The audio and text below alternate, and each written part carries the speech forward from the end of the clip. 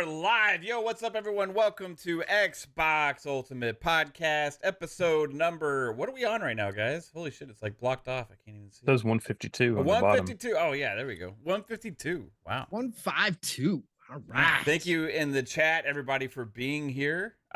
We are going to have some more joining us. Psycho just got off work. Bob's actually joining us tonight. He's about to hop in here in a minute as well. And we're going to have some fun because this show... It's all about Starfield. I mean, what's the point of talking about anything else, really? I mean, there's other things we could talk about for sure, but why? At the end of the day, we can talk about it because we don't have review codes. That's right. That's right. We can't talk about it because we don't have review codes. That was funny listening to Jez and fucking Rand today trying not to talk about it as people wanted them to talk about it. Yeah. So. Oh man, I did say it would be almost like be a curse for me to get a review code, right? Like it would be bad. I wouldn't want to have any pressure to finish the game or play a certain way or anything like that. So I didn't apply for one. I did apply for a content creation code, like that they're giving away day one. I don't know if we'll get one or not, but a lot of them are talking about it in Discord and getting leaked. So. Yeah, that's interesting. We've been seeing some people discussing some things that maybe they shouldn't be or not, but we can talk about it because they're the ones that spilled the beans, right? Not us. So we're going to have some discussions about some of the little things that have come out about Starfield so far, and also this hype, this immense hype that we are in right now for this game that, you know, I not to put them in the same category, you know, because we know what happened with Cyberpunk at launch, right? But like we were talking in the pre-show here just for a minute about what's the last game we saw that had this much hype before release, and really, Pong had mentioned Cyberpunk, and I would almost say that at least for the Xbox community, this surpasses that. Also, yeah, because it's exclusive. Yeah. Right? But man, this hype, we're going to be in the hype train. We're going to talk about all this stuff. Let's welcome this awesome panel here for joining us tonight. Bob is here. Thanks for joining, bro. I wasn't sure if you're going to make it or not, but thanks What's for up, y'all? Papa's in the house. He's been playing Starfield. He got a review code, right, Yeah. Papa? Dude, I wish I wanted to. I didn't end up making the post, but I was just like, man, I really wish that that's something I would strive for in this, is like hoping that I could get to the point where Xbox would give me review codes. I am on a website where I applied for one and they left me on red, so I'm not big enough yet, but soon, one day, maybe next time. Elder Scrolls 6. Elder Scrolls 6. Papa, let's go. I gotta, if I don't make it by Elder selectively giving out 6. the keys. That's weird.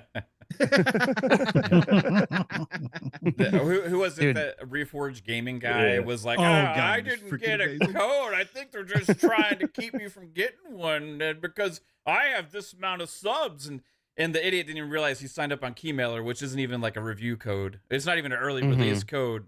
And the guest that he was talking to had said that, well, I've confirmed and I'm on there. Like that doesn't mean anything either. Like you're on there. They just qualify your channel that you can apply for codes, right? So you just apply. No, he said his guest, I forget the guy's name, and again, just because he hangs out with Reforge, I don't judge people that way. The dude's actually kind of a cool guy. I've listened to him on there before, but he did say he got actually the confirmation email stating that he was getting a key on September 1st. So that's what set Reforge off, because Reforge is like, wait, you got one and you have what? 4,000 subs? What? He's like, I've got what? You say 30,000 subs or whatever the hell he is. And he's like, I got declined right away. I mean, well, you did, buddy.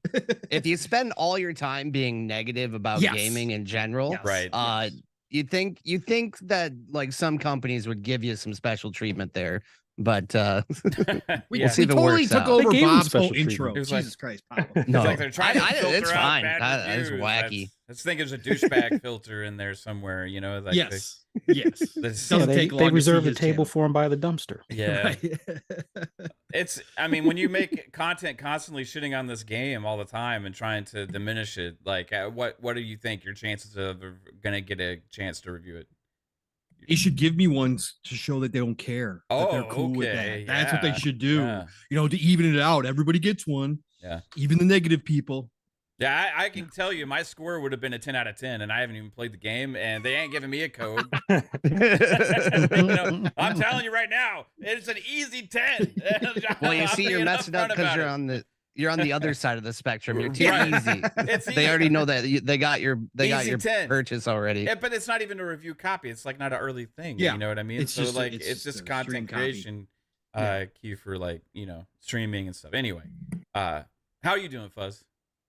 Doing good. Glad to be here with you guys. Man, just watching the app formerly known as Twitter with people just crying and taking credit for stuff they have no business taking credit for.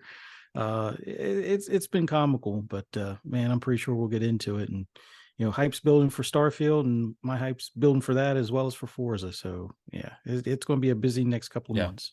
Nice, man. Jasper, you've had an interesting last week on Twitter. Yeah, this week. Yeah, it's still this week. My God, wow, time flies. This week you've had an interesting week. And you just made another excellent post, I'll have to say. We'll see where that goes. But how are you doing, bro?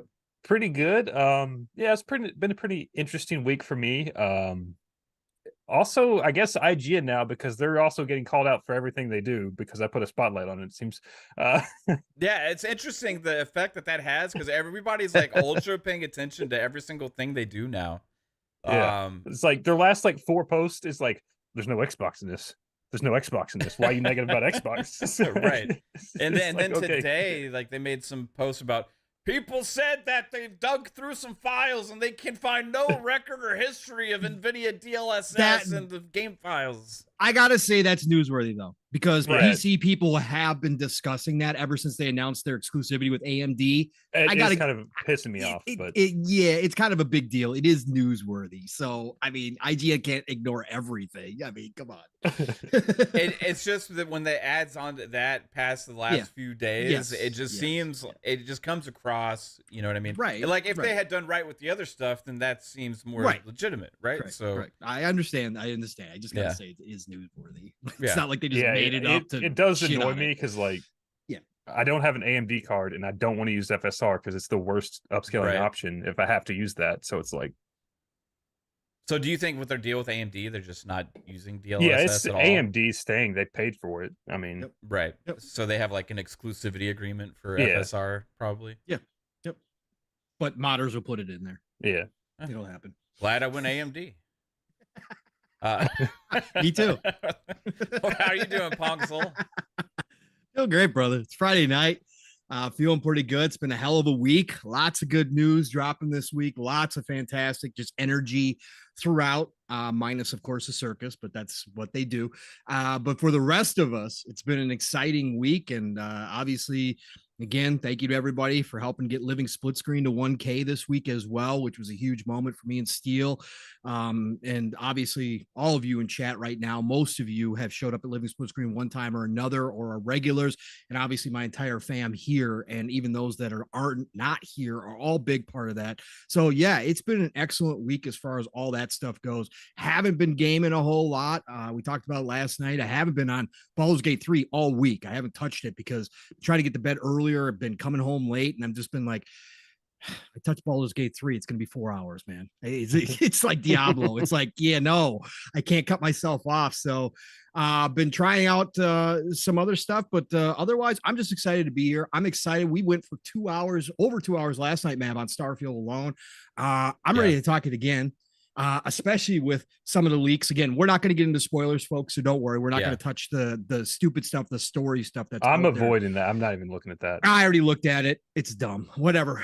I don't even believe it, but whatever. Again, spoilers don't bother me at all, so I don't give a shit, but I won't talk about them because I know how I'm respectful of other people. But no, we're going to talk about the good stuff where we are hearing just little things that are indicators right now of what potentially we're going to get on, August 31st, the 1st, or the 6th, depending on when you play it. So I'm ready to get down to business. Plus, we got Papa in the house. Papa is back. Let's go, everybody. It's been a while.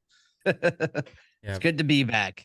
Thank you for always welcoming me when I can make it. But yeah, yes. I'm just excited. Like honestly, I mentioned it in the group chat earlier, but it's nice to get into the season of talking about games, and we don't have to pretend to be lawyers anymore with this ABK merger. Well, you're gonna have to get your lawyer suit ready next week because we're supposedly getting big news during 26, Gamescom, I think, is the deadline, right?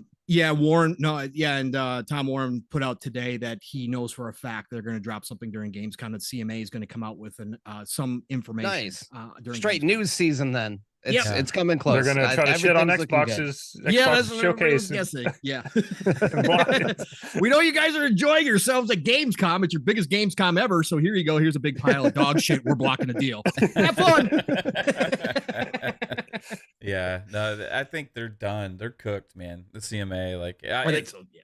It's gonna be interesting to see what does come out at Gamescom, though, because I think it's a deadline thing, right? With the decision that they have to have for their like new proposal or whatever they made. Yeah, August 29th, and they had reiterated it again. Yeah. So some people are saying, even though they haven't said anything, and they're supposedly by now, according to Foss, normally they would have put out some initial responses and stuff.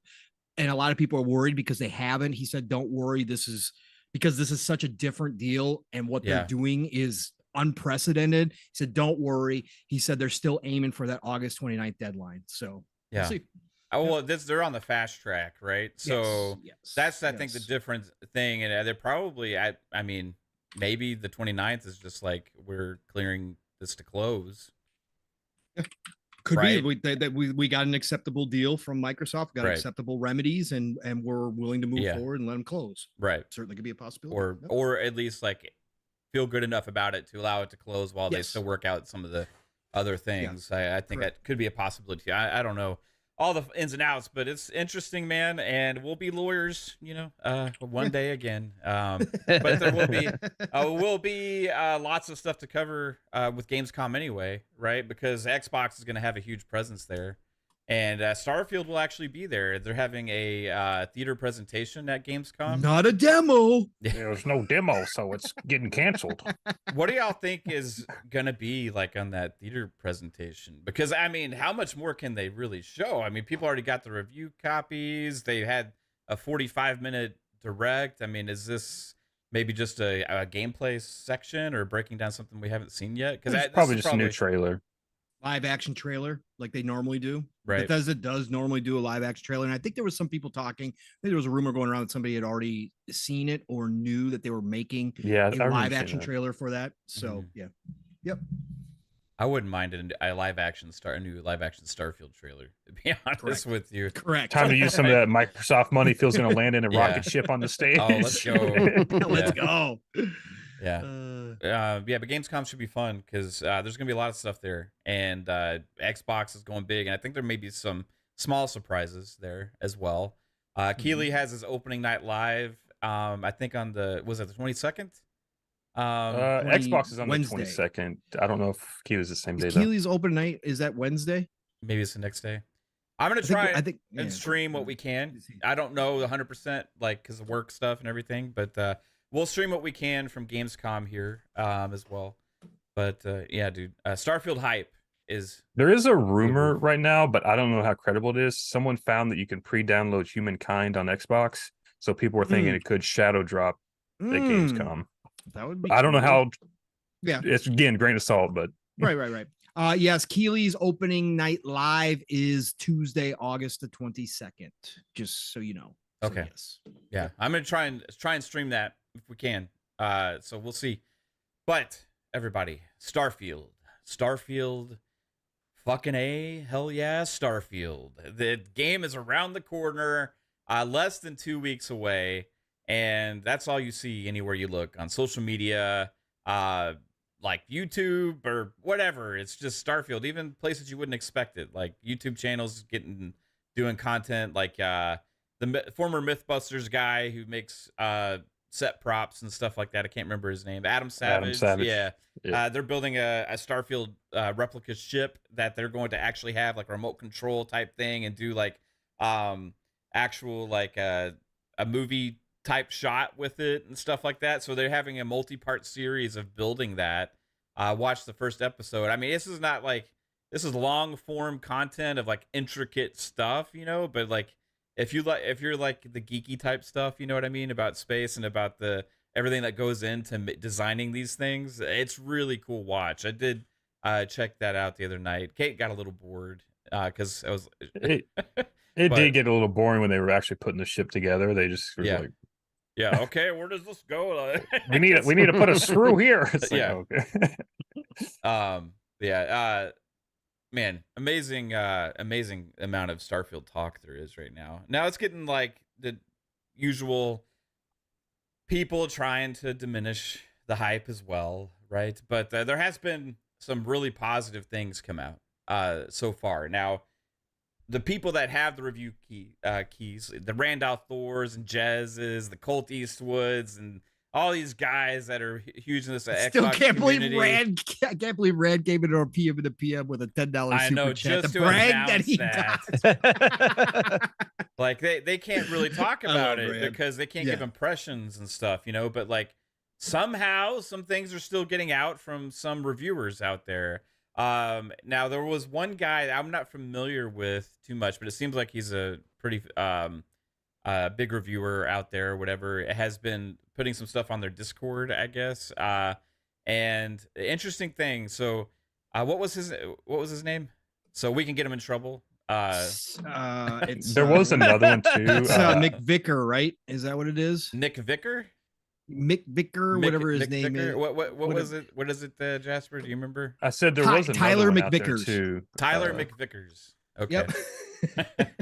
So, shout out to Tyler McVickers, who I guess has a copy, and he said he was about 15 hours in or whatever, right? Yep. And that he's had 0 bugs. Yeah. Which is weird, and it was funny because there's somebody that posted screenshots of the dialogue of the Discord, and somebody was like, "I want a refund. Like, I don't buy a Bethesda game with no bugs." I saw a lot of people saying that, and was thinking to myself, some people are like, "Yeah, but that's kind of the character of Bethesda games, right?" So funny. like, that's really weird because people were like in the Discord that people were like, "Also no bugs, what?" And they go. And he goes, "I'm serious." And the person came back and said, "I'm canceling my pre-order. I didn't buy a Bethesda game. I don't have any bugs." And he said, "I'll get into it in my review. This game is something. I'll tell you." So wow. Yeah. So that is like crazy to think of with the scope of this game, right? Yeah. And then earlier we talked about the hype around Cyberpunk, right? Cyberpunk launched with a lot of bugs, right? Well, again, it could be like he's only 15 hours in, so I don't know if he's still like kind of in the starting area where it's more polished. This like, game will have every video game has bugs in it, right? So I saw some people say he's still in the character creator. 15 hours. So like every game has bugs in it. So like it's not like it's completely bug free, but to have that, even with a Bethesda game, to have that long of a time without like any like major bugs or noticeable things like that would be pretty crazy. Like, and it takes me back to what Phil Spencer said after their Xbox showcase, and after the Starfield Direct when they were interviewed by Jeff Grubb and them, and he did say that this was going to be the most polished Bethesda game ever released or something like that. So it seems like that's going to be the case. Like, will they be able to get rid of the term Bugthesda with Starfield? Is it going to go away now, guys? Like, it's pretty. Again, everybody in the chat, don't worry, we're not doing the spoilers. We're not going to cover the spoilers. These are just some general impressions that this dude put out there. Nothing spoiler, nothing about the story. We're not going to get into any of that stuff whatsoever. So don't worry, nothing like that. Yeah. Wilfred Rosario says 15 hours is the length of a Sony game. That's well, true. you see, if this game really is coming out with absolutely no bugs, you guys, that's going to set a really bad precedent for the industry. I mean, honestly, can we expect all of our publishers to come out with games that are feature complete at launch? Like, seriously, everyone's going to expect some crashes. Like, you gotta not set the standard so high, obviously. Yeah, I mean, you can't like Baldur's Gate's already set the standards with dialogue and like gameplay, polished CRPGs. Obviously, developers are upset now. If you release a game like Starfield with no bugs, I mean that's raising the bar, also, Bob. So Yeah. I do feel that there might be, I feel like I can already see the narrative starting to form that, like, oh, if Starfield is this good at launch, why couldn't we have had it 6 months ago? You mean Xbox took this game and delayed it by a year just to make sure that the textures were so smooth? This is atrocious. right. But, It seems like maybe they could have put the game out in March. I don't know. Just a right. thought. Yeah. Well, I think- according to I think Booty, it'd it be already great, had. though. According to Booty, when he said that it would be if they dropped it. When was that, at the showcase or right around the Yeah, showcase? that was in when June. He said, yeah. when if they would have launched it, then he said it would already have had the least amount of bugs out of any Bethesda game ever. So March certainly would have been a possibility. Everybody, Yeah. it would have been just kind of more of a normal. Yeah, we're Bethesda still game. defending our March cult, everybody, as you can see. I still hope Todd put it in there somewhere. God, even just like a little blurb. No, Like, here lies the marchers, like, or something. A monument on Just a deserted a planet. monument on a planet, something. the crazy cult of Yes. optimistic speculators.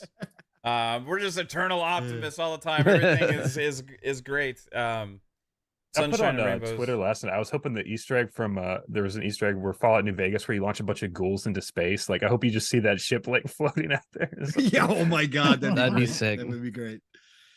I've been watching space movies. Have you? Yeah, Good for you. yeah. You said you watched Interstellar. What else you watched? Well, actually, so we started to watch something yesterday, or we were going to. Then we got tired, but we were gonna watch Sunshine, which I haven't seen yet.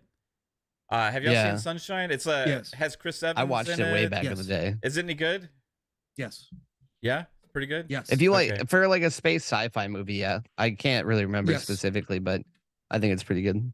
What Underrated. What are some other ones like people should watch Very in underrated. anticipation for Starfield? Like I see that one of the ones that a lot of people talk about is 2001: A Space Odyssey. It's the old Stanley Yes. Kubrick movie. Well, during the QA, they actually talked about some of the influences, and I think it was Emil that answered with a whole list. He said, Yeah. lots of 80s and 90s sci-fi, and even earlier. But he said like Battlestar Galactica, Mm. right, was in there. So He also said go back. Ice Pirates. Yeah, Ice Pirates was in there as well. I never and then even he heard did that. I mention wouldn't look at the 2001. trailer, and I'm like, what the Yeah, 2001 Space Odyssey. Buck Rogers, if anybody Yeah. remembers the TV show, Right. this guy Beady, does. beady, I used to beady, watch beady. it. Yeah, Fuzzy, So yeah, no, all the older stuff, obviously Star Trek, Star Wars. He said all of those. Interstellar, obviously. Again, all the obvious stuff is in there, according to them. That the influence is there for sure. Yeah. Pete Hines had a tweet today recommending people watch the Netflix documentary about the telescope out there. Ooh, James Webb? nice. Yes. Yeah, Yes. the launching of it and stuff. There's a Netflix special about that. It's like everybody's like in this like ramp up right now. Bro, every tweet I see from a space, like an actual space tweet from one of their or tweet post, whatever you want to call it nowadays, but from an actual space site, all I think of is Starfield instantaneously. It's like crazy. Like that's like instant, like anything I see, it's like, oh, Starfield. Oh no, that's a real picture. Yeah, but it's Starfield. Okay. So that's where I'm at with it too. Maybe we'll go there. Yeah. Depending on We'll what probably it's see it. Might be able to see it. Yeah. Mm. Oh, Kate reminded me. So we looked at Sunshine, but then we decided on Ad Astra, Oh, okay. That's a good which one, I too. haven't seen that one yet. Mhm. Has Brad Pitt and Tommy Lee Jones. So Very think good. about that one. There's Contact is a great one, but that's not necessarily about space as much as it is about searching for But alien the life. traveling too, obviously, through Yes. the artifact and stuff, that's similar Right, to what I and think we're gonna building experience. Yep. something. Yep. Yeah, Yep. maybe that's a good one we should watch for sure. Yeah. But yeah, man, it's you're seeing crazy things like there's I forget the guy's name. The is a famous podcaster and stuff, and he was talking about Starfield. Then there was also Post Malone's quote about Starfield. Like this game is transcending just the gaming community, right? It's going into the bigger spectrum of like a world event almost type release, like when like an Avengers movie, right? Or like one of the big moments. Has anyone seen Starfield on the local news? That's when you know it's big. When the local news Who watches the local news I don't know anymore? Okay, all right. What's local news? Does that still exist? Maybe, because I remember like back in the day, you would always see like the local news would be like, the new Call of Duty's coming out and GameStop's having a blowout. People are shooting mortars off it. It's Look like, at the line of people out here. Hopefully there won't be any riots in the streets, right? Yeah, no, probably not. Hopefully not. Yeah, just make sure you get permits for your giveaways, everybody. No, but I think Xbox is supposed to do some sort of, not necessarily like a midnight launch, but they're supposed to do some sort of interactive thing, or at least they were supposed to do like an event. Yeah, they're having an event. I remember that came out. They're having some kind of a digital or event, a launch event, like a fan fest type thing or something. So don't know if that's going to be. Is that going to be on the 31st? I would guess the day of the launch, maybe leading up to it. Said interactive event later this month. I don't remember if they gave a date. Probably launch day. Didn't they do something like that for Halo Infinite? I think they did. I think I remember them doing like a big doc right beforehand, at least, like because that was mid-COVID. Right. I don't know. I remember like this big holographic like Master Chief or something somewhere. Do y'all have any remember? Or was that the Series X launch? Maybe they had something for the Series X launch in like 6 different countries or something like that. Like the countdown when I guess all of them would be right. It was across the globe. Yeah, Fuzzy, you're right, because they didn't they have a like was it holographic or was it like a drone made up of all drones? Oh yeah. That was for the TV show, I think, though. Was it? What? Yeah, I think that was for the launch for the TV show where they had like drones in the sky. I thought it was the Series X launch or the Series the series launch, but maybe I mean they could have done it multiple times, Yeah. but I'm pretty sure they had one for the TV show too. Yeah. Chat, if you guys remember, let us know, because our memory obviously sucks. We can't agree on this. So shout out to too far back. Most consistent Xbot Click. With another new name. It keeps getting worse. With $2 super chat says Hitchhiker's Guide to the Galaxy, amazing movie. Right? Isn't that the comedy? It has like Tim Allen and stuff in it, or is that the different one? No. You're thinking about the spoof one. I know which one you're talking about, right? Yeah, it was March 7th. What?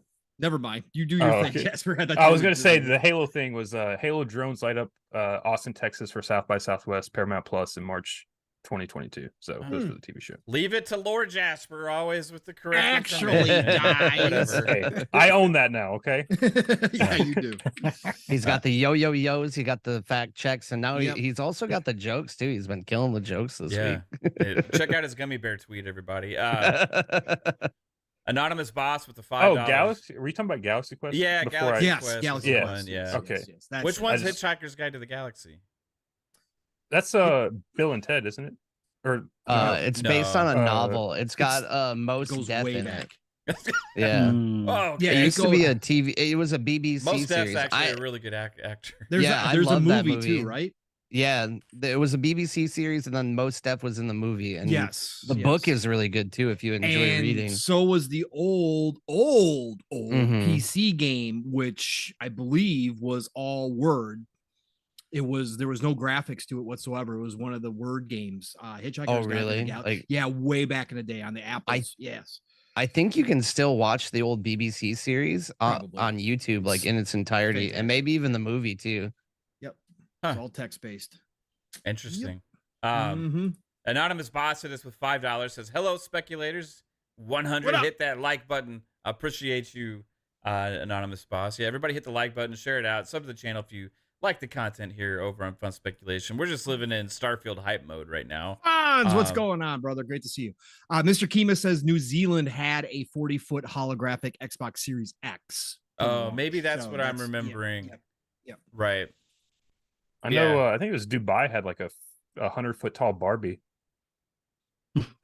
Okay. What's going on? Nice. It's like a holographic thing. For the Beat Barbie. that, Starfield. Yeah. Yeah. What the Nice. fuck? Blam! I see you in the chat, Blam. What's going on? Yeah. bro? What is anybody besides like I'm trying to watch space movies because like I just want to intake all the space. shit Apollo I can. 13. Yeah, Apollo 13 is like great, man. Are any of y'all doing any other like things like because you're all into this shit right now, like getting ready for launch? Everspace 2. That's what and I you played a little bit of. I've been playing Everspace 2. And obviously, months ago, when we first started getting hyped after March fell through, I was back to playing Mass Effect Andromeda. So I haven't touched it in a while, but that's what I was doing when I was all hyped because, yeah, it kind of takes over, doesn't it? When you start thinking about does, getting in man. space, it really does. It kind of ruins other games for you too, in a way, though. Like, does anybody else bit. have that issue? Not that I'm not loving the games I'm playing. It's just that when I'm playing anything, You only I'm want to just- play one game, and it's like nothing's holding. Yeah, I get it. Yeah, it's just like all I think about is wanting to play Starfield right now. Xbox gamers only want one thing, and it's disgusting. Starfield. Starfield. No, honestly, you guys, I've just been getting my affairs in order for this fall. Like, I gotta look at my back catalog, like figure out who I'm gonna leave my games to, and find someone to feed my child because You're just gonna I know, disappear. I do kind of feel like I don't want to get into any like big games right now because I've got like a lot of like Starfield's gonna take a bunch of time up. But honestly, I've got mechs on my mind right now. I'm gonna crunch in as much Armored Core 6 as I can until Starfield comes out. I'm like, I used to play Chrome Hounds back in the day a lot. Yeah. And I never got into Armored Core, but this one looks like I love Souls games as much as like I don't play them a ton, but I do enjoy them. And like basically, I'm trying to figure out exactly how much time I can spend on Armored Core before I get torn away for Starfield. But I think I can balance it. You know, who needs to work? Weren't they having an Armored Core event today? Yeah. Oh yeah, they had a big broadcast that I think Steele posted in the group chat. Or who did? Pong Anything did? interesting come out of that? For Armored They were Core? doing a bunch of they were doing like a bunch of PvP events. I didn't get to watch the whole thing because I was busy doing some other stuff, but it looked like it did have some really good gameplay and they played through some story missions as well. So it looks pretty sick. And honestly, I'm just like FromSoft really wants this to pop off because I've seen nothing but Armored Core ads on my Twitter, or as Fuzzy says so poignantly, the website formerly known as Twitter. I love that. But no, I've seen nothing but Armored Core ads on Twitter like this entire month. So I finally like pre-ordered it. Nice. Yeah. But honestly, these are the first games since since Call of Duty Call of Duty Cold War and Cyberpunk that I've pre-ordered it all. Like I bought the Game Pass upgrade for Starfield since you can get the early access with that, and then I pre-ordered Armored Core. So I don't know what came over me, but there's not really a big reason to pre-order games these days. But I'm just super hyped for these two. Yeah, I've seen more postings of people taking screenshots or pictures of their download for Starfield than I have for any other game in a long time. For sure. Well, and we've been talking about how this is going to be like an amazing year for gaming, and it's the type of thing that you don't really realize until you look back on it. But like honestly, like when's the last time like so many people throughout so many different like just groups of people, whether it's PC gamers, Xbox gamers, PlayStation gamers, have been just so excited about the games that are coming out this like in 1 year. Like it's kind of crazy. Yeah, and in the next couple of months, especially, we talked about that, Bob. Like this next few months here between really since for me it started with Baldur's Gate 3 up until like in November sometime when this kind of dies down a little bit. But there's a chance we get Stalker 2 and on December 1st, right? Yeah. So and like with that, like we're on the cusp of potentially the greatest run of games in a few months period ever, and that's not taking into account the rest of the amazing 2023 that we've already had. But I still, with all of these games this year and all the excitement of all these great games and all the great reviews of games and all that stuff, the number one talking point, the most anticipated game more than anything else has and still is Starfield. Right. And it's showing the power of Bethesda. It's showing the power of the hype for this game because it's going mainstream, man. Like it's just taking on a different. This is on another level, right? Beyond just the regular hype for even a normal console exclusive, right? This is transcending that by far. You know, this is God Howard. This is what he does. If I were being completely honest, I don't think they've done enough marketing. There's not enough buses out there. I haven't seen a single bus. Yeah, no, this is a brand new IP too. So we think this is crazy for Starfield. Wait until Elder Scrolls 6 gets close. Like again, people just never remember what it means for a Bethesda single player RPG until they're upon us. And this is again at another level because, like we talked about last night, Mav, I wasn't in the community. I wasn't in a community like this back when the last one launched, right? Fallout 4. And it was still huge. Again, I remember people taking off of work. I remember going to GameStop, people being there in line, waiting for Fallout 4. Like people forget, but now it's ramped up even more because of social media and where we're at. That's why we always said it doesn't need 3 months of marketing in 2023. That's not how things work nowadays at all. And we're seeing it live right now. Quick shout out real quick, Mav. I'll give you back the mic, but Masshole 1977 put another movie in that just brought me all the way back to my childhood. 1986, in fact, Space Camp. Freaking fantastic. Space and a little Camp. fun. What's that? Yes, it's about Space Camp. Fun fact. I went to Space Camp as a kid in Huntsville, Alabama. I did during the summer. Of course I did. It was huge. I wanted to be an astronaut at one point. What is Space Camp? Like you don't know what Space Camp is? You don't know what Space Camp is? I don't know what Space Camp is. Okay, well, number one, you should watch the movie from the 1986.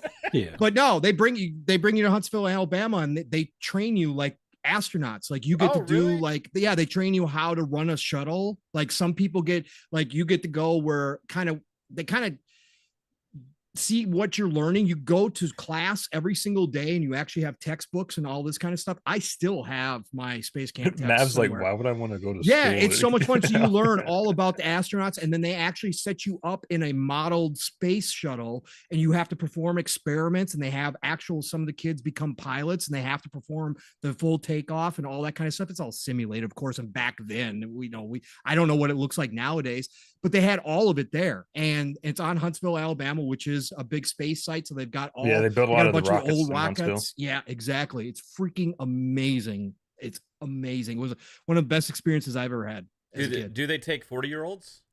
No, they don't. Because it sounds like that's what I should do to prep. Yeah, it would be freaking amazing. Let's take the next couple weeks. I think I'm the only one that's understands what Pong was talking about there. Yes, it's crazy. We got to meet real astronauts. They come in and talk to us, but we literally went to class every day. We had, they had basically was set up like a camp. We had bunk beds, everything, and you stayed there for 2 weeks and went to space camp. It was freaking I don't know amazing. if you want to go to vacation, you can go to the Kennedy Space Center. They do like tours and stuff. That's pretty cool. I bet I did that. But I went to I mean, we went toward like NASA in Houston when I was really little, like Mission Control. Yeah, they I don't remember it because I was too little. Right, so I should do that again as an adult. Maybe we should do that for Starfield launch prep. Go to space camp in Huntsville, Alabama. Then I'll take it to Houston. That would be a huge video. Go set up on the lawn in Mission Control and play Starfield and live stream it. You guys, if we leave tonight, we can still graduate and then go play Starfield at midnight. In 2 weeks, we got this.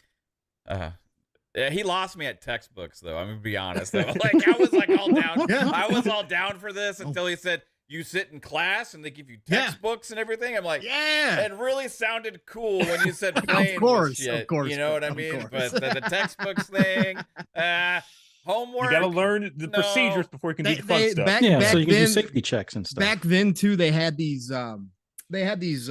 Chairs that were on rollers, but they simulated gravity.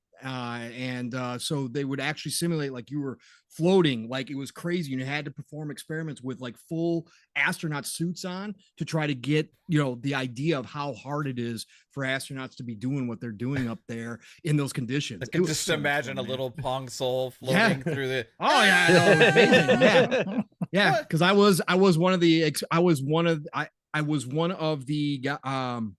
my job was to repair on the outside of the shuttle.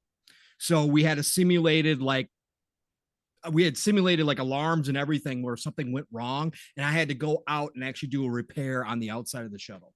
So I was in one of those chairs. It was freaking awesome, bro. Yeah, that's They cool. have that ride at Disney with like Gary Sinise, like Mission Control, I think is what it's called, or Mm. Mission Mars, and like you get in like a shuttle, like the buttons don't do anything because it's like for kids or whatever, but it's like a simulator, and you'd be like, "We're coming in for a landing," so they have like a pilot, and like you pull back on the stick and stuff. It's like it's fun, but yeah. Dormammu Mason, thanks for dropping on in here. Again, the negative energy.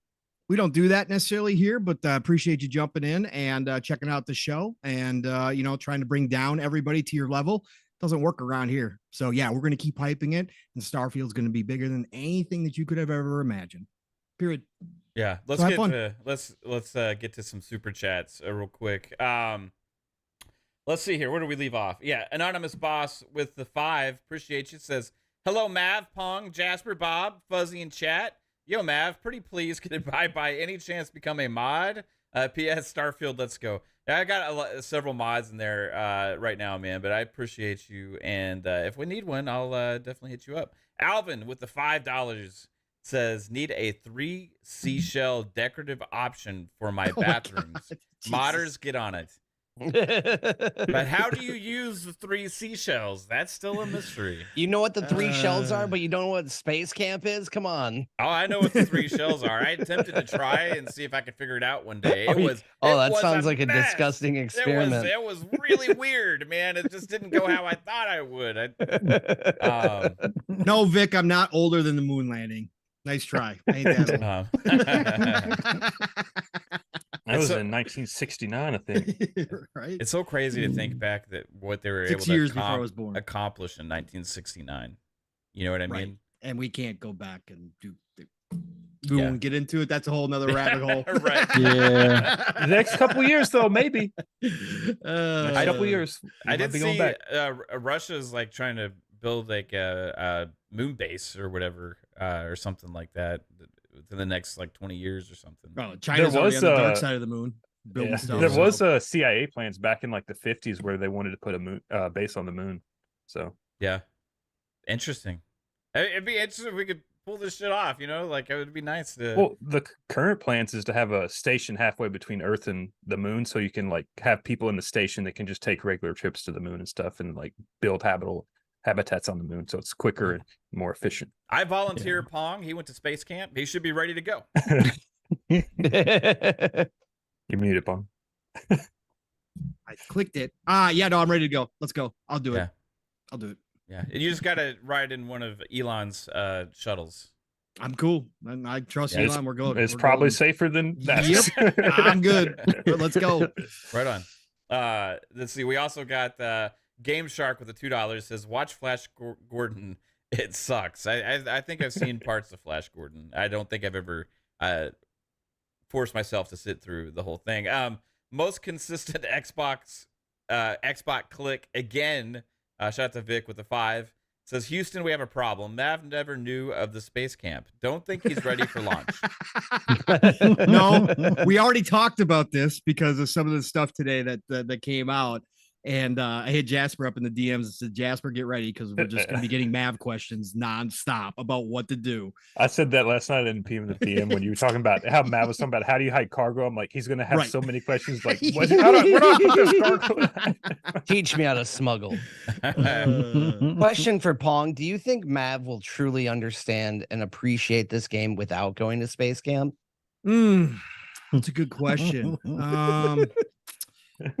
Well, could I pass? Yes, I think he will. It'll just be on a lower level, right? It'll just be a more naive level. He'll just be so blown away by some of the stuff that he sees. It'll just be like, I've never seen anything like this. I didn't know this existed. That's what it's going to to be like for Mav. Yeah, it's going to be uncharted. Like, bro, look at the textbook from the 1970s. It was right there. Mav never paid attention to textbooks. Let's be real.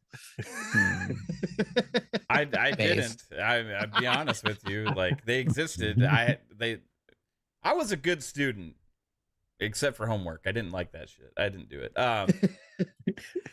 Shout out to Bob with the $5. Appreciate you, Bob. says mod. Let's see, a mod. I Please. just Mod, please. Oh, dude. Please. Still We're just asking for pointed mods. out that Oh my thing where Yes, I was just gonna go, Jasper. Go. Still just pointed out where like there was like one show or something. Matt was like, No. there can't be fire in space because it's cold, It's right? cold. Oh, That wasn't a show. It was Man. we were just playing, right? And we were in Xbox Live, and we weren't even streaming that night, which is terrible because we should get a clip of it. Because Matt was like, "Yeah, no, there can't be fire in space because it's cold." Do you start And me space and fires in Jasper space camp? just Man, busted out. No, we this- did not. because Okay. there's no This fire game's in gonna be space. eye-opening for a lot of people. It's gonna be educational. Yeah. I miss man. There's so many super chats. Yeah, there's a lot scrolling of super through, chats. man. So I'm yeah, trying to make sure I don't miss yeah. them. Yeah. Is it Chris says I missed both of his? I didn't see Chris's come through. We haven't read super Oh, chats no, in a while here. Yeah, sorry. So gotta go I back. See him. I see him. Yes, yeah. Yeah. Chris Jones with the 5 says, I wonder if people that have a code can game share. Ooh. I don't know. That would be interesting though. Do you have a code, Chris? I asked Rand to tell him that he lost his so I could get one, Right. but that didn't work. And then I missed Lord Roughness too with the $2. Says Starfield hyped. Maybe start mass this weekend. Okay. And then Chris Jones with the 2 says could watch the Firefly series for space stuff. Yep. Firefly's Ooh, that's a good one. Yeah, Firefly's Excellent. pretty good. Let's see, what else did I miss here? Oh geez, you guys are crazy tonight with the super chats. We're having such a Yes. flowing conversation. Energy's up. Let's go. Yeah, Love the hype this. is immense. I love this. There was this. anonymous boss with 10. He said little pong floating. I don't know if you got that one. A little more floating crying face emojis. Yeah, appreciate you, anonymous boss. And then let's see. Lord Roughness again with the 2 says still playing Diablo 4, 17 days, 413 hours. Holy shit. Wow. Woof. Wow. Salute. Thanks for pointing that out, Chris, because I had missed it more than just yours, so I appreciate that, bro. Alvin with the 5 says hooved bros have joined the IGN street monks and the gasoline choir, martyring themselves in protest of the coming of Starfield. Shame that. Shame that indeed. Absolutely. Kate uses her membership Yes. message saying, stop making fun of my man. I own that exclusively. We are long past that point, Caitlin. Okay. And you know that you've been in the man. Xbox Live parties. That is not exclusively I yours. still don't understand completely about the space fire shit. I'm gonna have to. Oh my god. That's like 3rd grade science, bro. Do you think I remember science from 3rd grade? Like that's 31 years ago. I don't remember what did they teach me about space fires in 3rd grade? No, they taught you about fire and how fire works. And fire needs Oxygen. fuel, You need and one of those oxygen. fuels is our oxygen. And there's no oxygen in space. I'm we sorry. explain this to you. I'm sorry, but I see plenty of space movies where these shuttles and stuff blow His up. education and is there's movies, folks. This is why. explosions, and See? there's fire, Yeah. and it overtakes everything, and it spreads This- like crazy, and everybody gets trapped and blown out. to Name the movie where smithereens. you saw live fire in space, not just an explosion, but actual flames in space on the outside. Interstellar. The sun. No. No. Yeah. The sun is in space. It's on fire.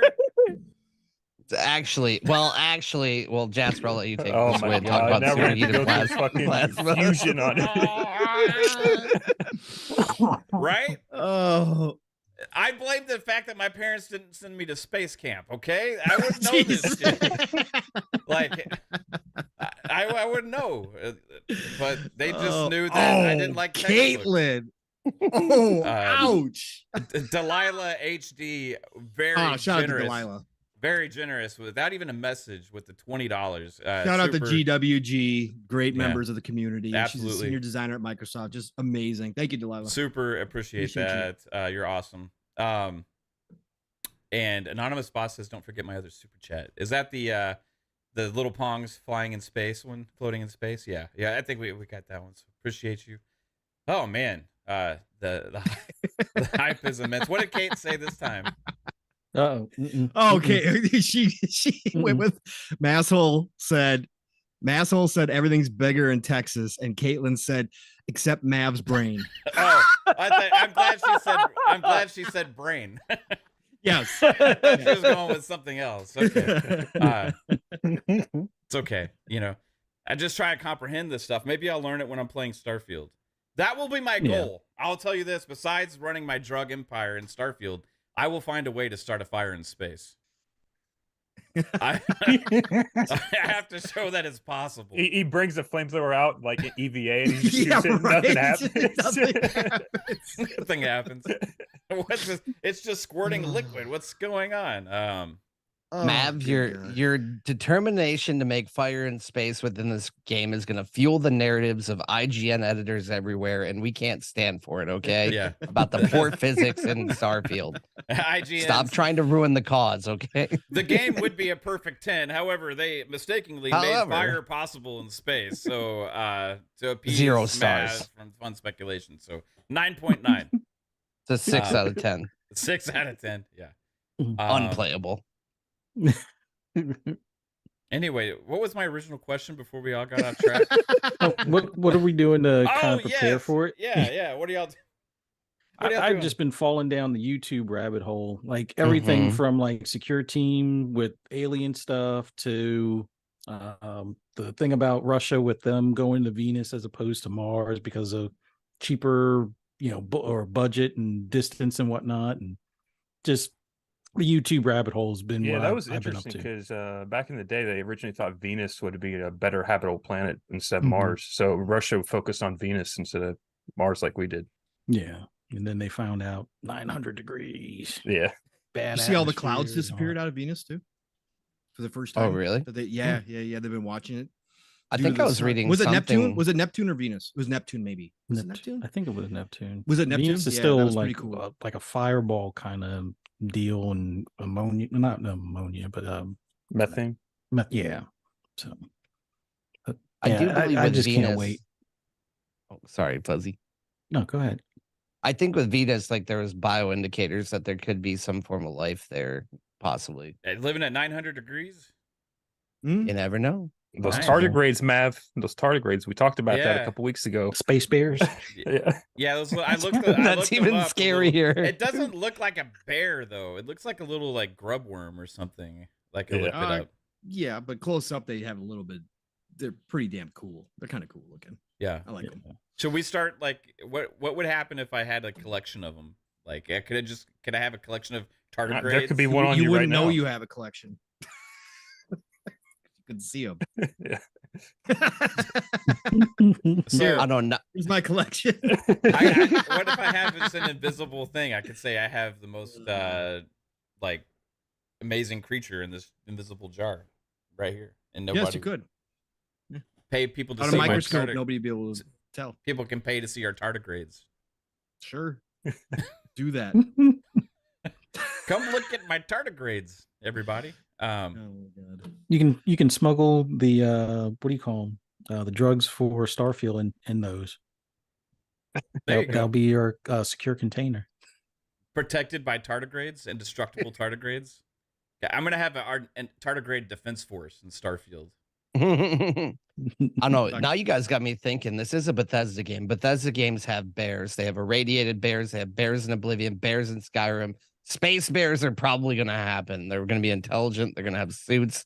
We're going to die in zero. We're going to get mauled in zero gravity. I'm calling it now. Oh my god! Don't let them board your ship. Chris Jones with the 5 says LogNet got a code, but I'm not the one playing it. I work every night this month, so no time, unfortunately. Yeah. Shout out to Chris doing awesome work there over on lordsofgaming.net.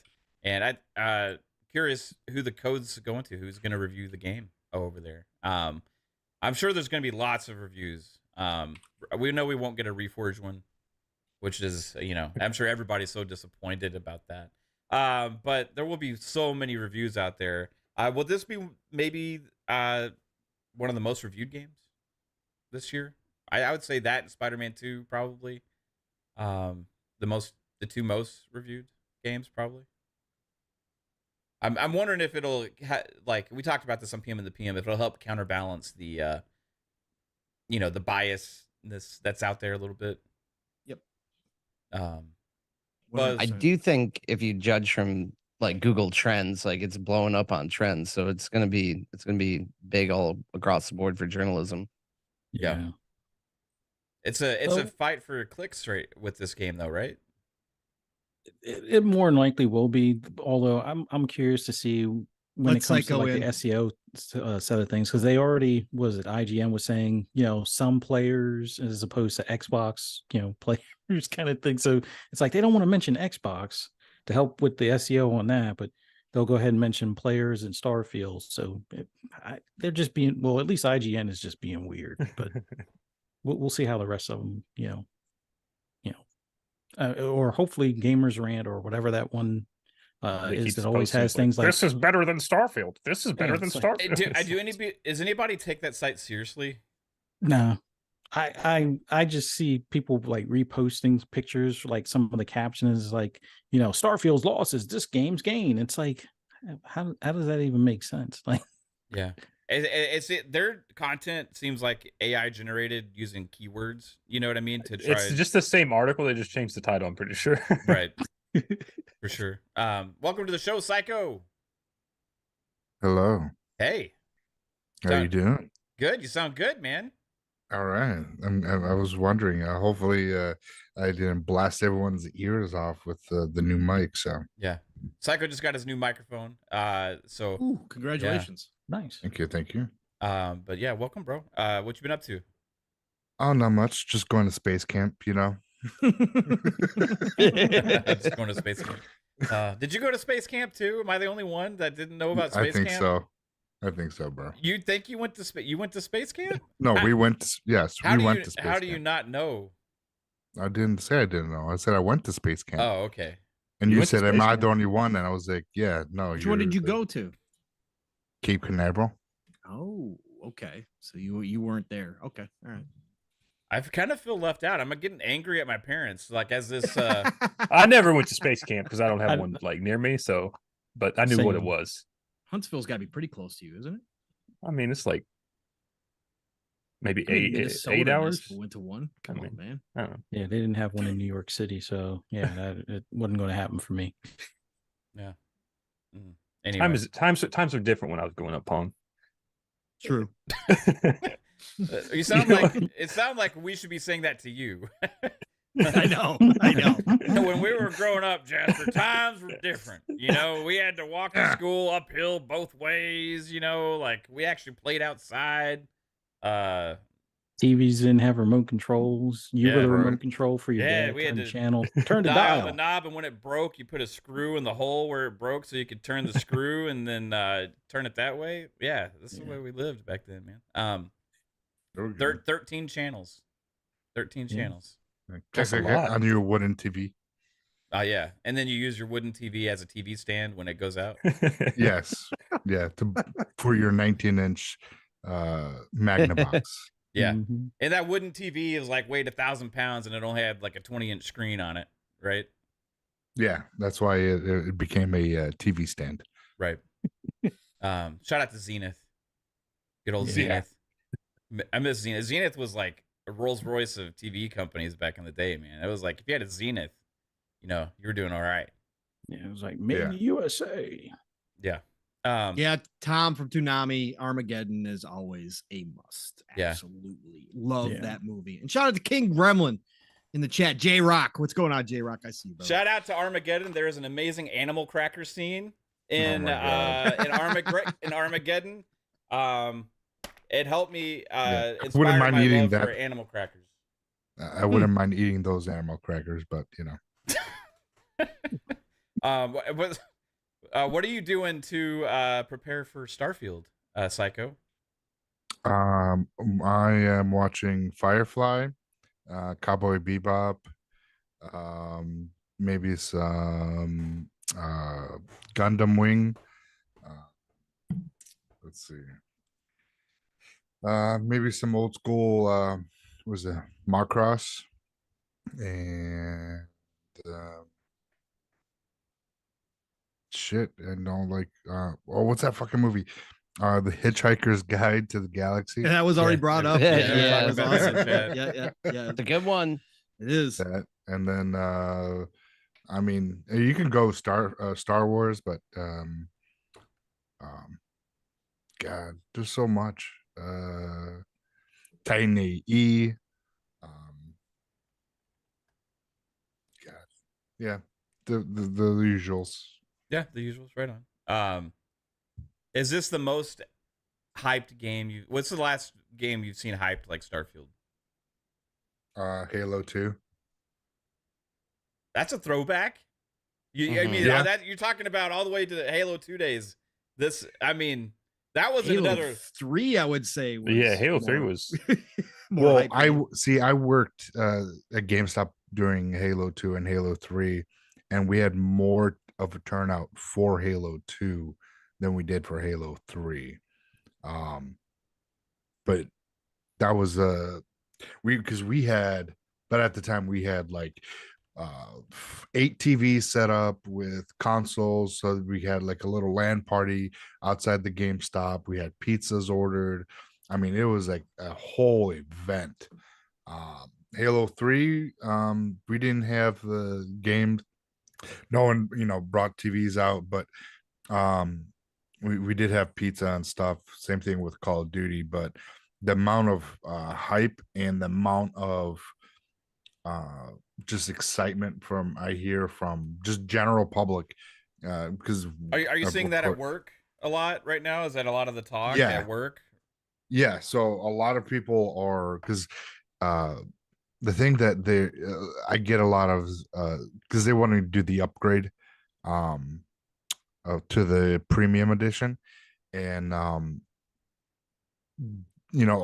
Best Buy and GameSpot, they you could do that, but it's like I don't get I get a lot of physical copies of the game itself, and a lot of people asking about the consolation edition. And of course, we It's gone. if they decide to bring out more, but I highly doubt it. But yeah, the upgrade, a lot of people just doing the upgrade to their Xbox instead, just because of Game Pass. And I still get people that they're like, I'm not ready for Game Pass, I just want the physical. And I'm like, that's fine. And so I got people buying the upgrade and the physical edition.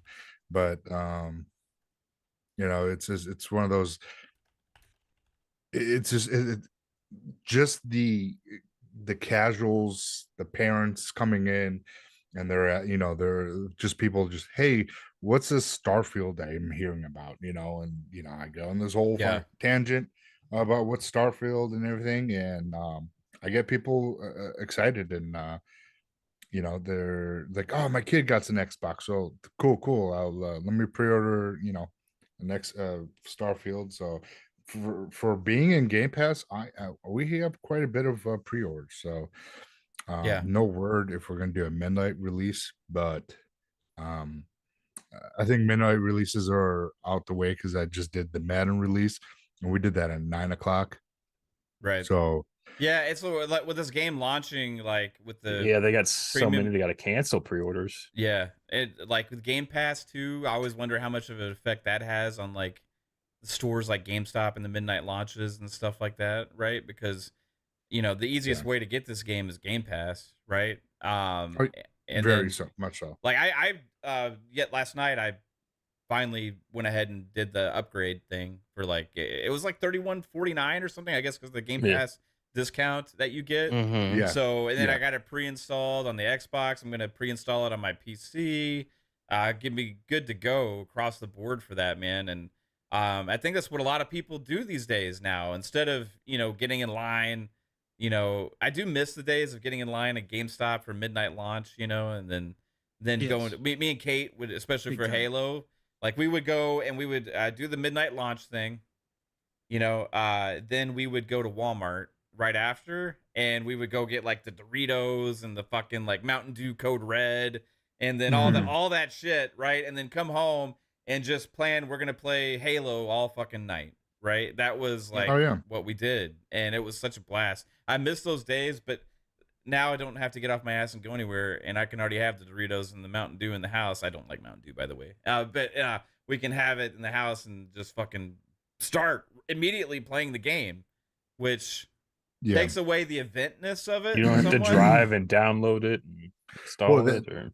See, the thing, like with with Madden last night, I would say, excuse me, 95% of my pre-order people that came in were PlayStation 5, were PlayStation gamers. I have one Xbox guy, and the rest were PlayStation because for some reason they still love their physical. And majority of the people, the majority of the people just downloading it right off the Play Store or the PlayStation Store and the Xbox Store, and just missing that, because unless it's something like some kind of collectible that comes with it, or something massive like that's the only thing I miss with GameStop is like if you pre-order something, they would usually give you like a poster or a shirt or a coin or something like that. Yeah, like, we still do that. I know that you still do that, but like I'm not going to go fucking pre-order from GameStop because I can download it digitally. Yeah, right. Yeah, and that's the thing, because what was it? We got a game that's coming. Mortal Kombat pre-order, I think is a poster that you get with it. So of course I'm gonna see if I'm getting one of those because I pre-ordered it. So we'll see about that. But yeah, like Hogwarts had like a little plaque. Final Fantasy had like patches.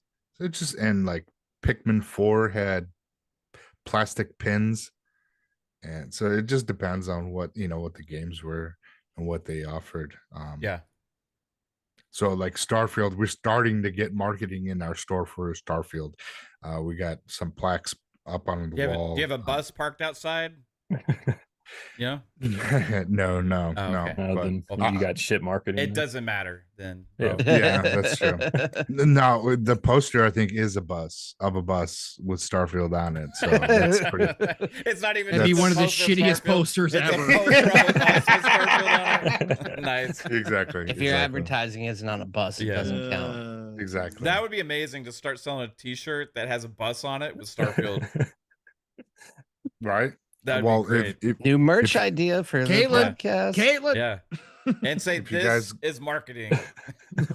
If you guys see a Starfield bus, take a picture and I'll throw in some cups. Let's make a fun speculation bus. Yeah. Oh fun speculation party bus. Who would show up in the chat to a fun speculation party bus? I don't know if you should get in that. Well, fun speculation party bus, and we're all going to fucking space camp before Starfield. Hell yeah. Let's go. You heard Can we do it? And then after that, we're going to go to Mav's cabin. He always wanted to go to the cabin. Whoa. I have a cabin? That was the dream you had. Remember, all of us going to the cabin? Oh, whoa. That is actually, yeah. Was that a conversation you guys had? Yeah, no. I said like there'd be.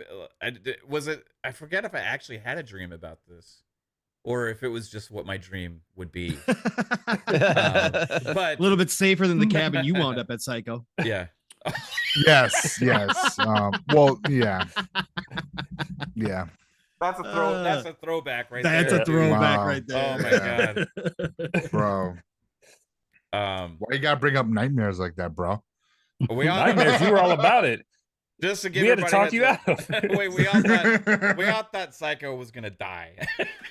we literally had him checking in with us. We were. That's not a joke. Yeah, actually. we were doing research and stuff on people. Yeah, like it's crazy situation.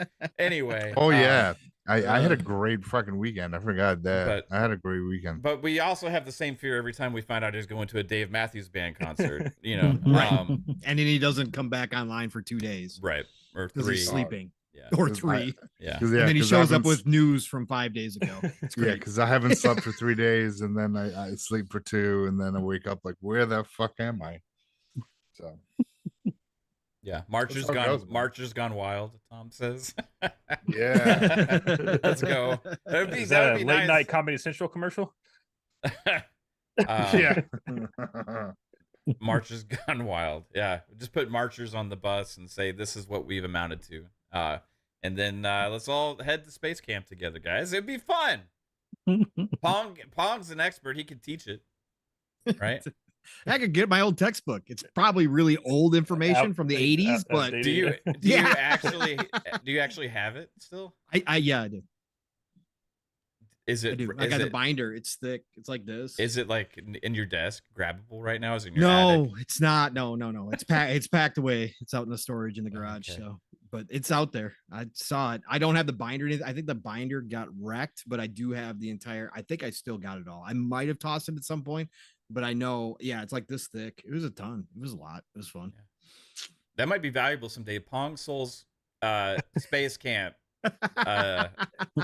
like stuff, you know. Materials. Yeah. Yeah. And watch, like, it hasn't changed at all. It's like 2 versions ahead, and we're like in 2023. What? Yeah. Anyway, man. So I do think that this is like the biggest launch in this generation for Xbox for sure. And I'm honestly having trouble thinking of a launch that was as big as this last generation. For sure. This is the biggest generations on any console right now. There has not been any. Cyberpunk last generation, Yeah. but I guess it was count also this. Yeah, but generation, that's multi-plat. I'm I talking mean, about like you- an Xbox. The easiest game. way to like Xbox. I mean, Xbox games. They haven't had one since 360. Like, Yeah. I wanted to read this comment and just shout out to Full-Blooded Metalhead who had left a comment on one of our PM in the PM episodes, Pong, and he caught one of our ones, episode 75, but happened to catch it, right? Nice. Because thanks to YouTube, they're pushing our podcast somewhat, so people are discovering some of this stuff. So appreciate that also. But shout out to him who left a comment, and the reason I'm reading this is because it kind of goes into what's happening, what can happen when a game like this launches, right? So he said, he or she, because I don't know for sure, but Starfield wasn't even on my radar because I was too offended about Bethesda not making Elder Scrolls 6. Then I sit my fiance and I down to watch the Xbox Live Showcase, and the Starfield Direct really blew our minds. We agreed that this was a game of the decade rather than year. I'm buying a Series X tomorrow, and I've already gotten us the controller and headset. Missed out on the Constellation Edition, though. Oh well. Can't wait for the game. 2 more weeks. Wow. Right? Wow. Nice. Yeah. Love it. Nice. Yeah, I love that. I love that comment because like it going to buy a console for a game, right? That's the definition of a console seller, right? And it's not just a console seller; it's a ecosystem seller, right? Because one way or another, Microsoft's trying to get you in their ecosystem, making this game exclusive. I put a poll out earlier, and I asked, Are you playing this game on August 31st? Are you playing it September 6th? Are you going to play it sometime later? Or do you only have a PlayStation?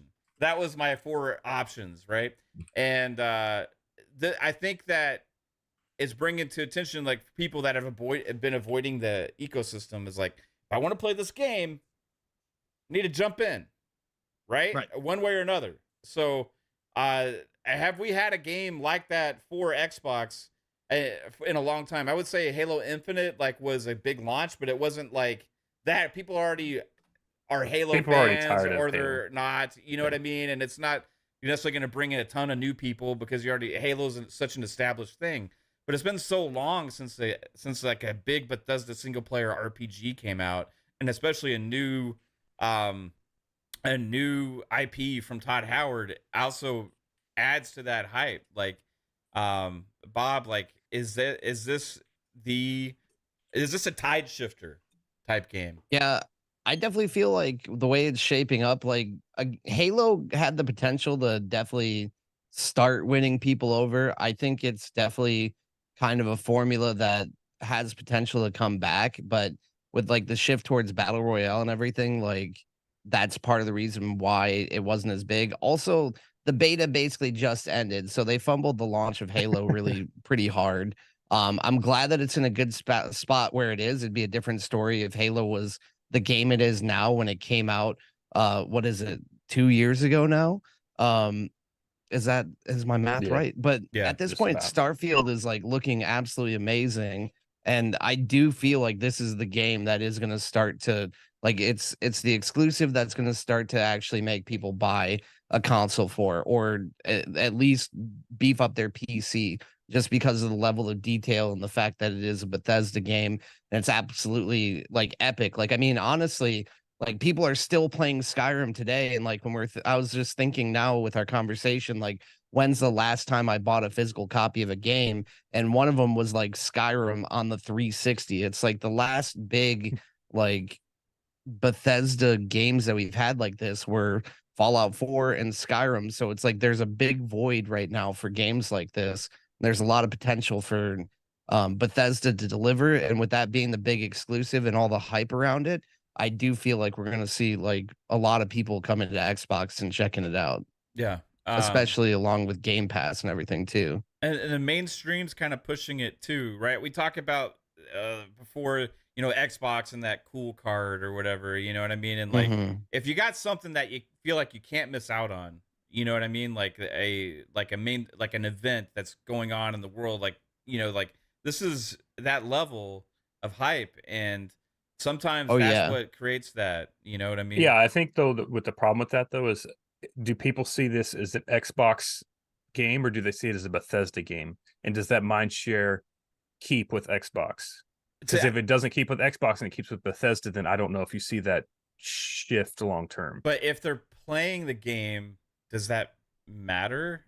Because if they're getting in the ecosystem anyway, maybe that's just like Xbox's way of bringing people in. Is like, you know what I mean? Like, Well, I mean, the only way you can get to play Starfield is PC or Xbox. So Yeah, if they but don't I have don't a good PC, then they like don't have to be like, oh, people I could have to just get an assume that Xbox. it's exclusive to Xbox and not associated like with Xbox. Be like, oh, it's only on Xbox. Okay, whatever. I'll just get an Xbox, play it, and then like whatever. Like I don't know if they like know that it's Xbox's game. It could just be Bethesda's game. But when casuals will be the ones that would be like, oh, it's a Bethesda game, and then they see the Xbox. Oh, okay. It's a whatever they put the Xbox Studios or whatever the moniker they have at the beginning. They'll find out real quick that it's an Xbox title. I mean, I know Xbox is trailing, but people aren't strangers to the Xbox brand. Like a lot of the people that became PlayStation people during the last generation were playing Skyrim on their Xbox 360s. Like literally Skyrim was a game that I remember when that came out. I had friends that like weren't really gamers, that they all like so many different groups of friends that like hold themselves up with their Xboxes for months because they're just staying home and playing Skyrim. And I'm just like, it was weird to see at that point because that was such a huge game when it came out. And I like didn't expect like some of these people who I'm used to like seeing play like first person shooters and other games like diving into a game like Skyrim. So I do feel it has the potential to convert people, and either Game Pass or even the cloud, if it can run well in the cloud, like there's going to be more ways than ever to access it. And the thing is, gamers will go where the good games are. It's just last generation, like people were going to PlayStation for like Uncharted and God of War and those games, and now Xbox has Starfield, and there's no reason to be gun shy about the fact that good games will sell platforms. Yeah, for sure. This is I think it's a tide shifter, and maybe at first the casual audience doesn't associate it with Xbox, Jasper, like because like they just see the name Starfield and understand there's a lot of hype about a space game called Starfield or whatever. But once you become part of the ecosystem, once that next game starts rolling, and that's the key about them having the content flow. Like next month is Forza, right? And then after that, like they're gonna have hopefully at the Game Awards or at Gamescom or whenever another announcement about the next big game, and it's like, oh, if I'm subscribed to Game Pass, oh, I get that too, and I get that too, and then the ABK deal finally is closed, and then the news about all this Call of Duty games are coming to Game Pass, and it's like, okay, so we got Starfield, we got Forza, we're getting Hellblade 2 early next year, probably. We get Avowed sometime next year, maybe. And then we got Clockwork Revolution. We got all these freaking games, Perfect Darks and the Fable. But you also have to remember that like Starfield's that special game that breaks out of the casual market, where like most people just play Call of Duty, Madden, or whatever. Like Starfield's that. Well, I game mean, that we've got those too. I know that, but hold on, like. But Starfield's the game that breaks out and jumps that audience where the Madden crowd is like, oh, I want to play Starfield. So it's like, do they look for future games like Hellblade or Forza, or do they just like play Starfield? Like that's the one game that jumps out, and they just go right back to Call of Duty. Like, well, if they hear Starfield is in Game Pass, and they're like, well, let me try it. It's only $17 for a month. Let me check this game out. Because if they're trying to figure it out, and then they see, oh shit, it has all these games in it, and then they look into it, all Xbox first party, and then they see Forza Motorsports coming, they see Hellblade 2, Fable, Avowed. They start seeing like what's coming in the future, and they start getting in. Yeah, but that's my point. A lot of them don't care about those things because it's not Madden or Call of Duty. Well, that's the thing. Like, there's a lot of guys that just get Madden and Call of Duty, but then when they hear Call of Duty is going to be on Xbox, and then when they hear that Madden after 6 months is going to be in Xbox Game Pass, they're going to start like, what's up with this Game Pass? Yeah, there's a lot of people that probably don't even know that. To be honest with you, that like that's where I'm saying like Xbox has to capture that mind share.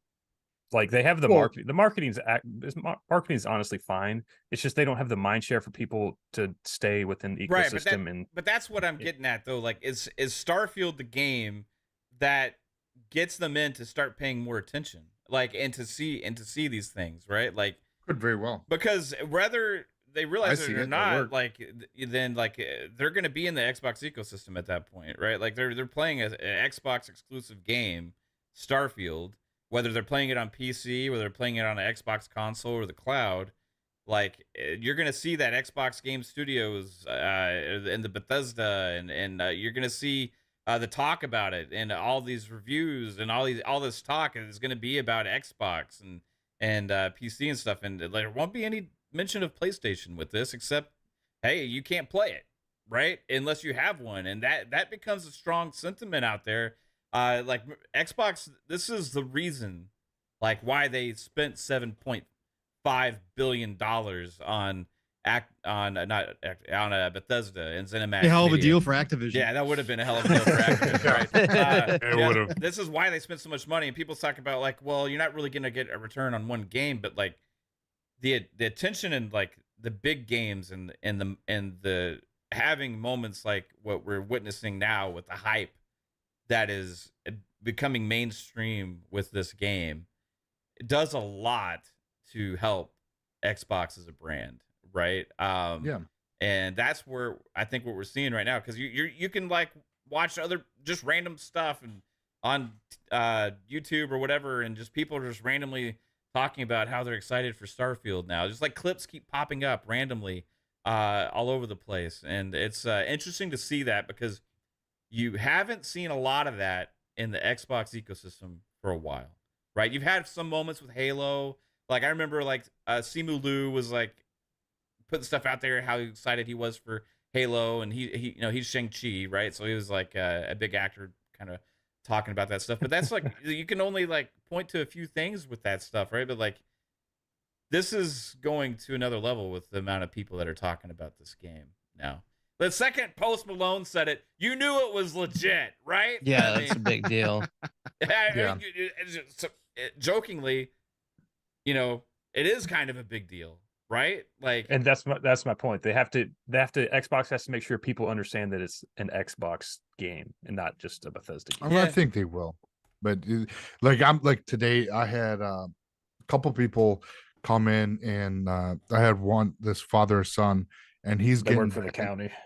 No, he just got back into gaming, and he wanted to get his son into gaming as well. I think he was maybe like 9 or 10, and they were looking at Xbox stuff, and I was like, yeah, it's like if you get Game Pass, it's only 17. It went up in price. I was like, it's $17 for the month, but you get all first party live EA plus, and if you have a PC, you have PC Game Pass as well. Just let alone if you buy those separately, you're looking at over $25 of services that Xbox is giving you for $17.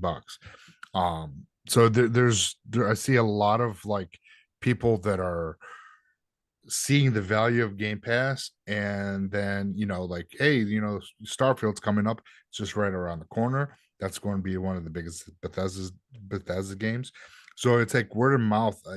I'm seeing slowly but surely. So you said coming Bethesda, around. you didn't say Xbox games. Well, because everyone knows Bethesda. That's my point. But shit, Jasper. They just acquired them fucking a year ago. So it's going to take some time before they go and a year ago. Are you in your time machine again? What was it? Was it 2 years ago? 2 years ago. Okay, 2 years ago. But they haven't really put out big games like a Fallout, Elder Scrolls. What they have, Redfall, and now Starfield. So I think the moniker with Bethesda and Xbox is going to shift. Like, oh, Bethesda is now an Xbox first party. Okay, so if I want to play a Bethesda game, I'm going to have to get into the Xbox ecosystem because it's first party. Starfield Is that- Starfield. oh my God, Starfield? hold on. Is that It's Pong Pong on a floating in jetpack. space camp? Yes. Did you see that in the DMs? Yeah. Oh my Shout out to God. Papa. Shout out to Game Pass Dad for that one. It was good shit. But Starfield is the type of game, to Jasper's point. He's not obviously wrong by any stretch of the imagination. This is something that with any of these acquisitions that Xbox has done, that's always a part of the piece of the puzzle, right? That's one of the things that they want, is that association with these big names. And unfortunately, like a Redfall comes out and it doesn't do what it was supposed to do. But Starfield is the one that starts. It's the chosen one. It is. Well, I mean, Todd himself admitted it in the interviews, right? When he said this is the first time that we've had to be a console seller, right? That where we've had that extra pressure. He knows what this means. And it just happens naturally as people go, or as people hear about Starfield and it starts to get out to the masses, as the IGN articles start going out after it launches and all that kind of stuff. And people start going, why am I hearing everybody talk about the Starfield? The people who don't pay attention, then they go look for the game. And all of a sudden it's like, oh, wait, I can't get this on my PlayStation. Oh, wait, this says Xbox or PC, or, oh, I got my new Samsung TV yesterday. I saw that Game Pass app in there. I guess I can play it on there. That's when the association really begins. I don't think any amount of marketing that ahead of time, Microsoft, ahead of time that Microsoft, there's no do, marketing you can do that's going to change that. That until people just start searching it out on their own, because they hear their friends talking about it, because there's so much conversation around this type of game for such extended periods. Look, that's what happened with Elden Ring, right? Elden Ring started out as, oh, it's just going to be another Souls game. A lot of people didn't pay attention to it. Then it was, oh, it's an open world. Well, that's kind of cool. But it wasn't until it actually dropped, and then the conversation just continued and continued. That association has to happen with the word of mouth, and you have to continue that. And and that's what happens with Starfield, right? And that's why you want these types of games in your ecosystem, is because just like Skyrim, we're still talking about it 10 years on, right? Just like people still talk about Fallout 3 and Fallout 4. This will continue. This game is going to live on for 10 years, 20 years, especially with the modding community. And it's only going to take one, that first initial year where everybody is like, oh my God, have you played Starfield yet? Oh my God, you wouldn't believe what happened to me in this game. And that's when other people start drawing in and saying, oh, okay, I guess I do have to get an Xbox at this point. Or, I'm going to get it on my PC. But most people are going to be like, oh, I got to go get one of those Xboxes. Okay, I guess I'll have to go do that. And I think that's really where it begins. Yeah. Alvin hit us with the $2, says COD, Xbox startup logo, all platforms, problem solved. Right? Yeah. Once Activision Blizzard's complete, I mean, and not just that game, but there's so many, like if you have that Xbox Game Studios or whatever show up there, it's a big deal. I'm not. Is the Xbox Game Studios logo and the popping up before like all the Bethesda games at this point, or are they leaving it off? So like, no, it will. I'm trying to remember, like if I boot up, I usually skip past all that shit. If So it says Xbox does that Game matter? Studios, I didn't see it on Deathloop or Ghostwire. but those were Because- PlayStation exclusive Yeah. before, right? Right. So they may have had some kind of marketing, Or they just deal, didn't add it in there at that point. right? Interesting. But Redfall, I'm gonna pay. Did it? Yeah. Yeah. For sure. Okay. Yeah, I'll have to pay attention to that. Still. Let's see here. Hey, Mav, real quick before. Yeah. Did you guys see the Fires of Rubicon Series X? Yeah. All right. Oh did you yeah, see they got the- that competition going. Yeah, did you see Phil Spencer's post that he got it? And he What took, the custom console? Yeah. he took Yeah. pictures of it, and it has the controller and the. Mhm. Oh my God, that looks so gorgeous. Yeah. Custom controllers do, or custom boxes do, which they got the perfect box to do custom stuff. They put it That's in why a it's fucking ammo case. crazy that they Oh don't sell man, look them. at that. So, yeah, it looks so good. It really does. I wish they should have a Starfield promoting one right now. I Right, just can't believe they don't. dude. And This I'm would thinking sell of like making some hotcakes. skins. Yeah, dude, that would sell if they did that. I don't understand, especially and the same thing with PlayStation with those goddamn plates. They don't push that shit. It was like the 360 face plates. But that PlayStation is having a Spider-Man 2 console, right? So like that's.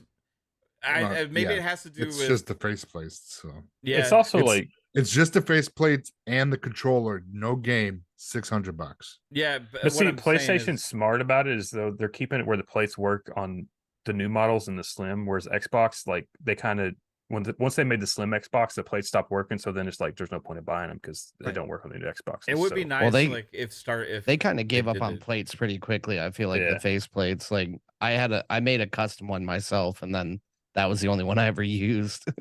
Yeah, I had a Halo 3 one. So Yeah, wait, after you said the, the plates on the PS5 and the Slim will work together? Or Yeah, something? they're interchangeable. They said that. I'm pretty sure. Yeah, no, that's why it still looks like it's a fat boy. Is it like it is a missed opportunity? I think to not have a Starfield like custom console, right? Oh, like, yeah. Yeah, it 100%. would sell like crazy, and it would also help establish that thing you're talking about, Jasper, with that brand recognition as well, right? But it is what maybe there's reasons for it, like just supply constraints still, or something like that. I know that still walking into stores, I don't just see tons of Xbox Series X's there on the shelves, like. Mhm. I see more PlayStations on the shelves than I do Xboxes, right? I see Series S's, but I don't see a lot of Series X's still. So, but he made the comment that that problem was going to be solved. Phil did at the E3. at the E3 showcase. So, I'm Well- not sure. Series about X tonight at Target up by me. So I did. Well, see is it tonight.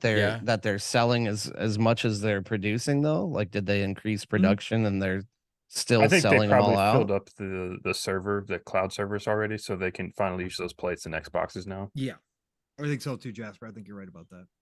Yeah. I think that's why he said that. I still don't know what kind of pace they are actually making Well, that though. I- I don't think it's the same pace that PlayStation currently is. No, because I think PlayStation went with a smaller die. So if they went with Yeah. the 6 nanometer die, that's why they're pumping out more. Mhm. They're able to get more yield out of the wafers. So, but I think I'm seeing more Series X's now than since Phil mentioned that. Same with Not so much on the Series S, but Series X. I'm getting. So they're it. starting to push those out now that they have the big game coming, right? Yeah. So I think once there's a steady supply of consoles, because it's slowly got to build up, having that the factory pumping out consoles. So I think once that happens, maybe they'll announce, a little bit down the road, like, hey, here's a Starfield. I know we're a little late, but we got one. And I think people will still freaking get it, because it's not like a game that's going to be here today and gone tomorrow. It's one of those generational or maybe games there'll be an expansion that they could do it with, or something like that. So that I saw this question in the chat. Shout out to Seto Silva, who had asked, thinking into the distant future, do you think Starfield will see many sequels similar to Elder Scrolls and Fallout? And we did touch on this on PM and the PM as well a little bit. I think personally, and I want your guys' thoughts on this, I think the next thing we see from Starfield is that Starfield Online, like MMO style game, like Elder Scrolls Online. And I don't think I think they're gonna go big on that when they do it. It just fits too well for me, for the genre. You guys think that might be the next one, or you think they need to establish it more with regular sequels? Like, assuming that Starfield MMO or whatever comes out, like, it's probably going to be 10, 15 years away, probably. So at that point, you can have the entire like GTA role playing thing, what's like kicking off now. Like, if you can have that in space, and like that's the first one to come out where it's an online role playing first person game in space that's set in the universe, you've hit gold. Like, you can just have everyone do whatever the fuck they want in space. Like, it would just be amazing. You basically I have think space GTA, right? Yeah. I think it's a lot closer. I think it's been worked on in the background. I think we see it within 2 years. ZeniMax Online's been working on a surprise project that originally was for a new IP as well. So that IP could, Starfield technically is a new IP. So maybe that's what it is. And a year after Starfield's launch, would that be too soon? 2 years after, maybe? I think 2 years. Basically, it'll be like having Star Citizen on a console, or actually just probably even bigger than that, for the fact that they're taking some of the mission stuff away from Star Citizen. So, yeah, I think this is part of the plan. We get the taste of it with our individual story. I would like to see us be able to carry our characters over. I don't know if they'll do that. I don't think they do that with Skyrim or Elder Scrolls or anything like that, do they? No. So but I would say within the 2 year period, I think we see for console, I think we see Starfield MMO, whatever they decide to call it. Starfield Online. That's all you got to do is call it. I don't think you would carry your character over, because Starfield's more of like it's story. It's a story thing, whereas like the MMO is going to be about you more. Like you can do that in Starfield, but there's still a story to Starfield, the overall goal. Whereas in MMO, you can like kind of role play. Announce it next year and then release it the year after. Something like that. The things that I keep thinking about is like when we're talking about Starfield, we keep thinking about, man, how amazing would it be for us to all be a crew on a ship and like do these, wreak havoc together. You know what I mean? Don't worry, I'll go patch the hole. You just crashed into an asteroid, man. Hold on. you're talking. You're making it sound like Sea of Thieves right now. But yeah, it'd be amazing for the possibilities with that kind of game, and we haven't really seen that. Endless, Is there a game like that that's online co-op? Like, I mean, is there a game like Starfield? Period. Really, to be honest. Well, Star Citizen's probably Star Citizen. Yeah. Is it an RPG though, or is it just a space traveling game? No, it's like a do whatever you want, everything game. You want a sandbox, right? Yeah, okay. I don't think they have as much on their character creator aspects of it, but they do have a decent amount of like kind of like skill tree things for jobs or tasks. Is there a good like story in that game and stuff? That's still under development. Yeah, to never be finished. Again, $500 million plus now. The one cool thing that Star Citizen does do is like if a player crashes their ship on a planet, like, and you just come across that, like that ship's always there. So like, you could just have a planet full of like trash ships, and like it's always going to be there. So it's like it's just a always persistent world. Growing. Yeah. Yeah. Yeah, and That's Game interesting. Shark brings up an Elite Dangerous. Yeah. On PC side, yeah, it was all space flight though, right? Elite Dangerous. Yeah. The new one is going to also have ground stuff, I believe, but they Yeah. canceled the console versions. But Elite Dangerous had some of that stuff in there as well. But EVE not Online's that, like- but just more ship yeah, focused. EVE There's Online, I not forgot really. about that too. Yeah. Very People were paying expensive ship focus. $100,000 for Yeah. space stations and stuff. Yeah, I remember that was a big. They deal always back have in the day. like Guinness World Record for like Yeah. $1 million battle. Like, Right, whatever. right. Oh my god, crazy. People are crazy. More $1,000 ships lost Yeah. in an hour than ever in any game or something. Yes, something crazy like that. Yeah, In, but no, in it's- Eve, Eve, Yeah. Eve, yeah. I And that just thing was that's the huge. one game that I've kept track of. I always just read all the news articles about Correct. the crazy battles. Like I've never played it, but I'm just deeply invested in whenever those events happen. But that's what makes Starfield so unique and it's such a great time. Again, No Man's Sky. I mean, shout out to Sean Murray and Hello Games because they've done a hell of a job in changing No Man's Sky from what it was at launch and really bringing their vision to bear. Again, I will give those guys credit, and they've been a benefactor of this Starfield hype as well. Just kind of side deal with people promoting it, even if it is for console war narratives. No Man's Sky, they're dropping another. They're going to drop another expansion here. Sean was out here teasing it today on Twitter. No Man's Sky has done a hell of a job, but Starfield itself, the type of game it is extremely unique. And we talked about this because the sci-fi genre, unbelievably so. There's been sci-fi games, but none have been able to encapsulate everything that it means to travel in space, to visit other planets.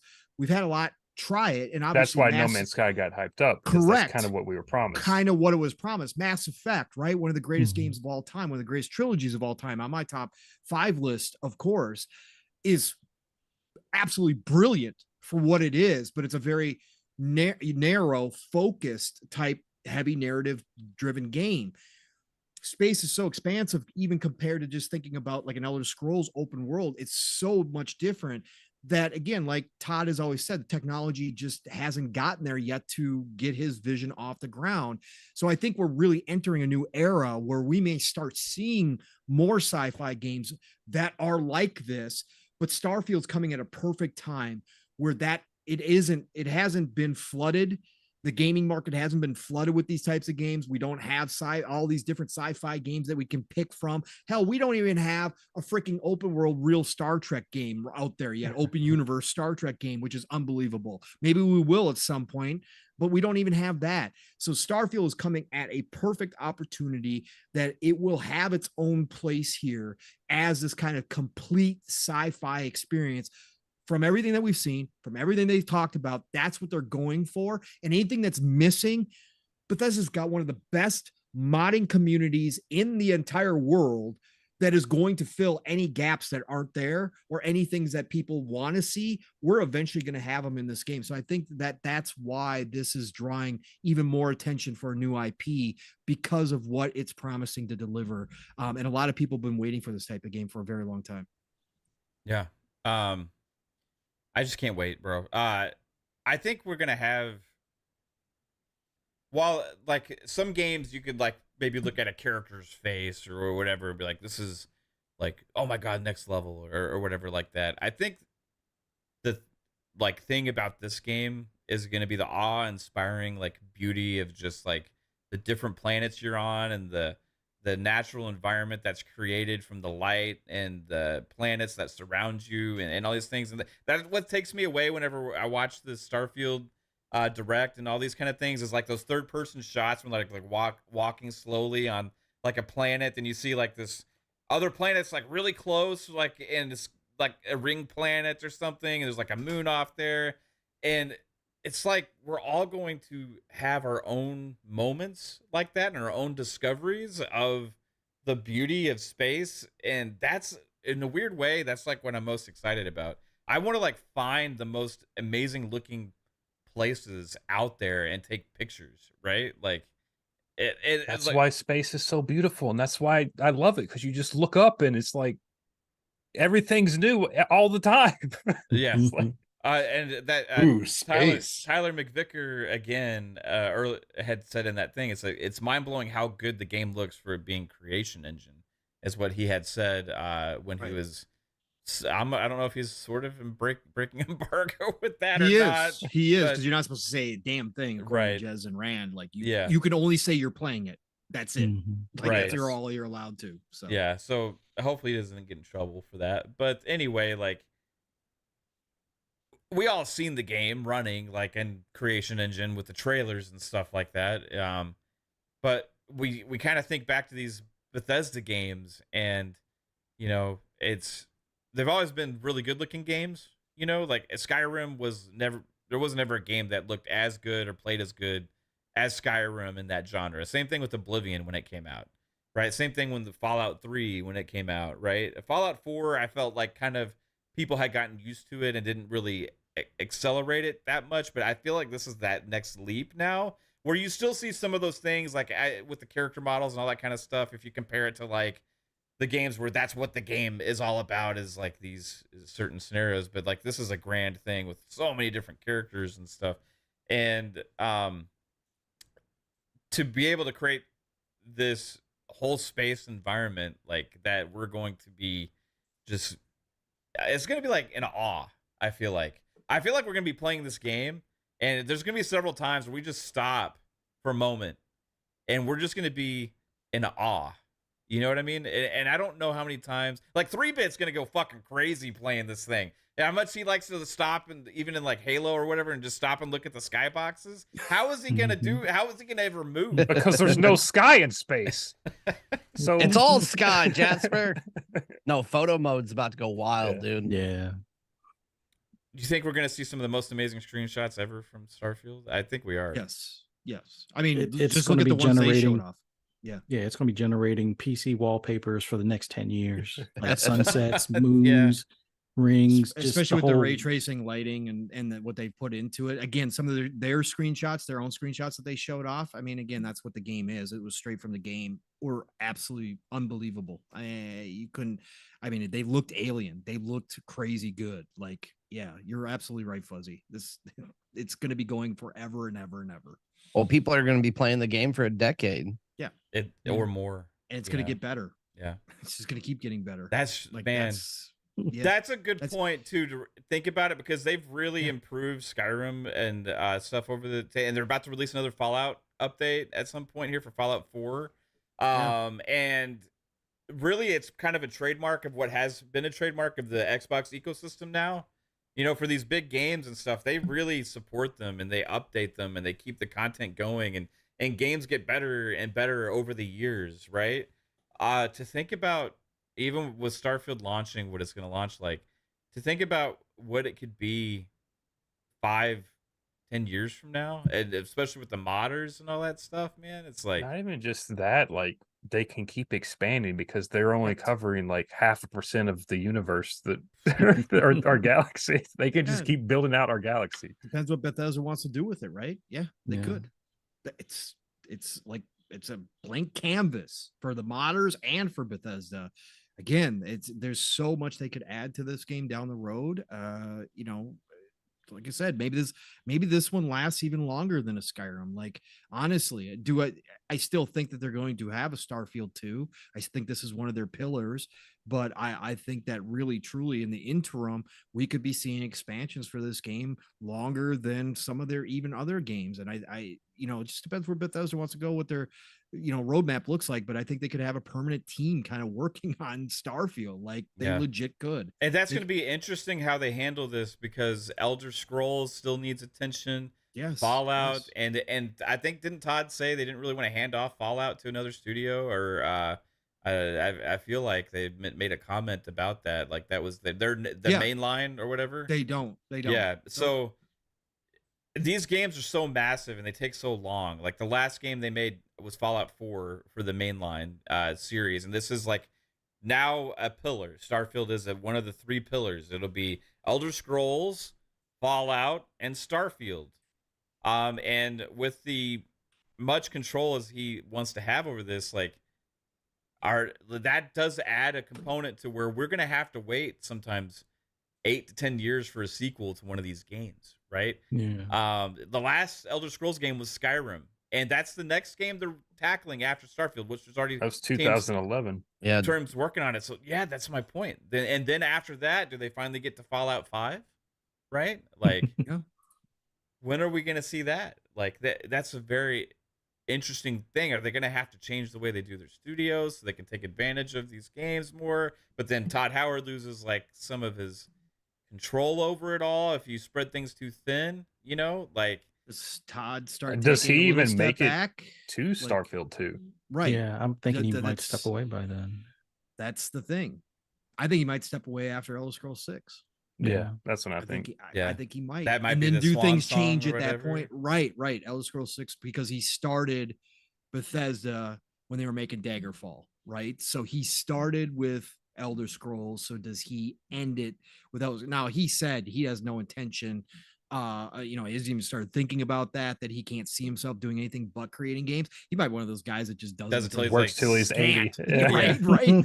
He can't. He might be. I hope so, man. So do I. Yeah. So do But, I. but sometimes So- that you got so much money, like Yeah. I just want to relax on a yacht, you know. It's like- but that's not Todd. Like Todd seems like that guy that's going to be in the trenches Yeah. forever. But does he take more of an overseer role as Xbox maybe grows Bethesda? Yeah. Because I've always said, we talked about this too, Mav, that I definitely think if you add Starfield to this rotation, either you've got to have other studios like an Obsidian or somebody come in with a not mainline game to do in between games while everybody waits Right. for the mainline game, or you have to grow Bethesda exponentially so that there are two main teams constantly working on the next mainline game so that it's not quite as far apart as they are what they're going to be with Starfield thrown in the rotation. It's going to be I giant. think Xbox that by at that ABK, point, though, like send all Yeah. the support studios Does- over to Todd. does Todd instead. Howard need to write like a Bible for Starfield? Like this is where I want it to go, or Yeah. Yeah. What Fallout? if he's Lay what if it he's out. just been writing Yeah. all the code or just all the stories all by himself? But they've obviously got the formula down pat, right? And as Mhm. they get more people that are in those studios for longer periods of time, obviously those people learn that formula because he's got a big core team that has been there for a very long time. So that obviously could just continue to grow because Todd was talking about the younger groups that are coming up through Bethesda. If you can keep those people there, if they love working on these types of franchises, then why couldn't you do that? This is a teachable formula that kind of is pervasive throughout Bethesda, especially from the A team, that you can teach that and just continue to mold these teams. And like I said, have multiple teams working constantly on that next main line. So it's not 8 years to 10 years apart where you cut it down to a 5-year turnaround or a 4-year turnaround, between those mainline franchises. Because again, all these Elder Scrolls, Fallout, and obviously we believe Starfield could support a mainline on a more regular basis. People would come. Well, it in should speed droves up a every little time. bit now that they've actually got Yes. Creation Engine 2. Correct. That too, built, Jasper. so- Absolutely. And Starfield taught them so much about Yeah. Creation Engine 2 as they've been building. Right. All those tools in Creation Engine 2 are now going to be transferable to Elder Scrolls 6, which should speed up the process. The other Exactly right. aspect to that as well is not just a creation engine, but with Starfield, this is the first time in a long time they're having to create everything from scratch, like as far as Scratch, like the lore. the world building, the lore, Yes. the way the like religions, the like Todd talks about it several times, like what do people do, what do they eat, like what's it like in this timeline and all that kind of stuff. And even going forward to like a Starfield 2, if we see it in the next decade or whatever, like they have that foundation established so you can build from there because people get familiar with it. They have that established with Elder Scrolls, right? With Tamriel, they have it established within Fallout. People have an expectation and kind of know a lot of these things about the type of creatures and the type of things that are out there, right? You got the ghouls or whatever, and you got all the stuff going on. So I feel like those games may, because of that, they may not have as long of a cycle. I think the only thing that could maybe like hamper Elder Scrolls is if they go so big with it where it's the entire planet and you have missions where you sail to like another continent. So like, I got to go over here and kill this dragon on this continent because it's my mission or whatever, and like that Right. becomes the whole thing. So you where think gotta- like when do we see Elder Scrolls 6, guys? Like 27, 8. 28 to start. 28 probably. Start right around next gen. so 5 years from Starfield launch. Yeah. What if they were able to hit it in 2026? I mean, it would be fantastic. If, I'm not if, going to if turn they it down. Could, if they I could get on a 3-year cycle between these games, I think that would be pretty. When It would did be Fallout 3 come out? crazy. But what if they have like a core team or like a team that is Yes, establishing that this starts foundation building. of it, and then Correct. once the mass team, Yes. right? Fallout 3 came out in finishes, they all move 2008. on to Skyrim the was other 11, project. so that was 3 years. But It was 3 Again, years, but that was back then. smaller games too. Yeah, Yeah, the much 360 smaller generation was games. Yeah. crazy, dude. Like Yeah, Rockstar released like 8 games or something in the 360 generation. Bro, we got That was all like- three They Mass released Effects games? in the same generation. Yeah. Come on. I mean, really? All 3 Bioshocks, same generation. You're looking at like double that time now. So 6 years from Yeah. now, it's 24, 5, Dude, 6, but do you 7, think- 8. I mean, Well- that's 9. 29. Yeah. It's been a big shift to digital delivery, though. So it's just showing how much that's affected the industry with being able to Yeah. update these games over time. Like, not only like, yeah, some of them, like the downside is that they release kind of in rough states sometimes, but you look at those games releasing in like more of a beta format. By the time it gets to the end of the cycle, they just build up into amazing games. Like, it just games have a longer Yes. like lead time now, or run out time than they used to when you had to ship everything on the disc. Yeah. Like I just think, yeah, I don't know. I hope that they can find different ways. I hope AI starts helping. I hope that, maybe cloud development starts helping some of these cycles as well. Does that, does it do anything right now? No, but next gen, I think we start seeing it. For Elder Scrolls 6, I just want them to, again, take everything they learned from Starfield and everything they already know how to make an Elder Scrolls game, obviously, just pump it all in there and give us the best damn Elder Scrolls. If it takes 6 years, so be it, Todd. I mean, again, I'm not going to sit here and freak out about it. Yeah, I am getting older too. So like I start thinking about my age and where I'm going to be at. I'm like, Jesus, man. But I just want the best damn game possible. I hope we see him do that. That's why I was thinking like it could be the Yeah. whole planet, because like Correct. if you look It at could be. Skyrim, like that's when we got houses. Fallout 4, we got base Yep. building. Like this is Correct. the next step where we got Next step. houses, base building, ship building, Yep. traveling through multiple planets. Like Next Elder Scrolls next is castle logical building. step. Let's go. Next Flying logical step dragons. is the fucking selling ships Yeah. around the planet. You know? What if Dragon you- riding. Dragon Let's go. riding. Oh my god. Yes. Bro. Yes, let's go. And Todd, please, you talked about it a little bit, but put Chat GPT in with your NPC so we can have real life conversations. I think that would be freaking amazing. Let's go. But yeah, Yeah, I dragon think- riding would be freaking awesome. I think those Yeah. real time, like real conversations, that's got to be Yeah. like the next level of immersion for sure. for sure. And Todd's already looking at it, so I know it he's could thinking be. about It it. could get really interesting what people do It with could that, be. though. Like, Yes, it could. That is if the Skynet's industry born in doesn't a video fight game. that though. Like the industry's kind of fighting some of that stuff. So we'll see. Some how- of it. Yeah. But again, overall, if you're not like, Yeah. again, the voice work and that kind of stuff, I totally understand why that's a problem. But honestly, if you can work it out where you're just using the behind the scenes, and you could still put in Rails, obviously, that guide the Chat GPT. It's not going to be just a free for all.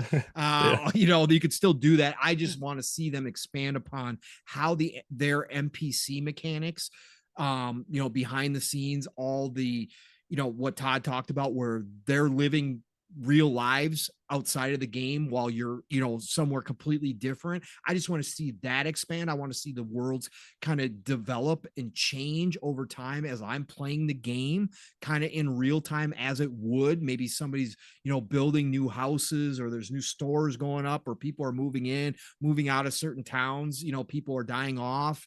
As I travel through the world, that's the kind of stuff that really interests me, is where they go with that. And then, like I said, the real-time conversations that aren't just, hey, you've got 5 choices, pick one, and the NPC is going to respond pre-programmed.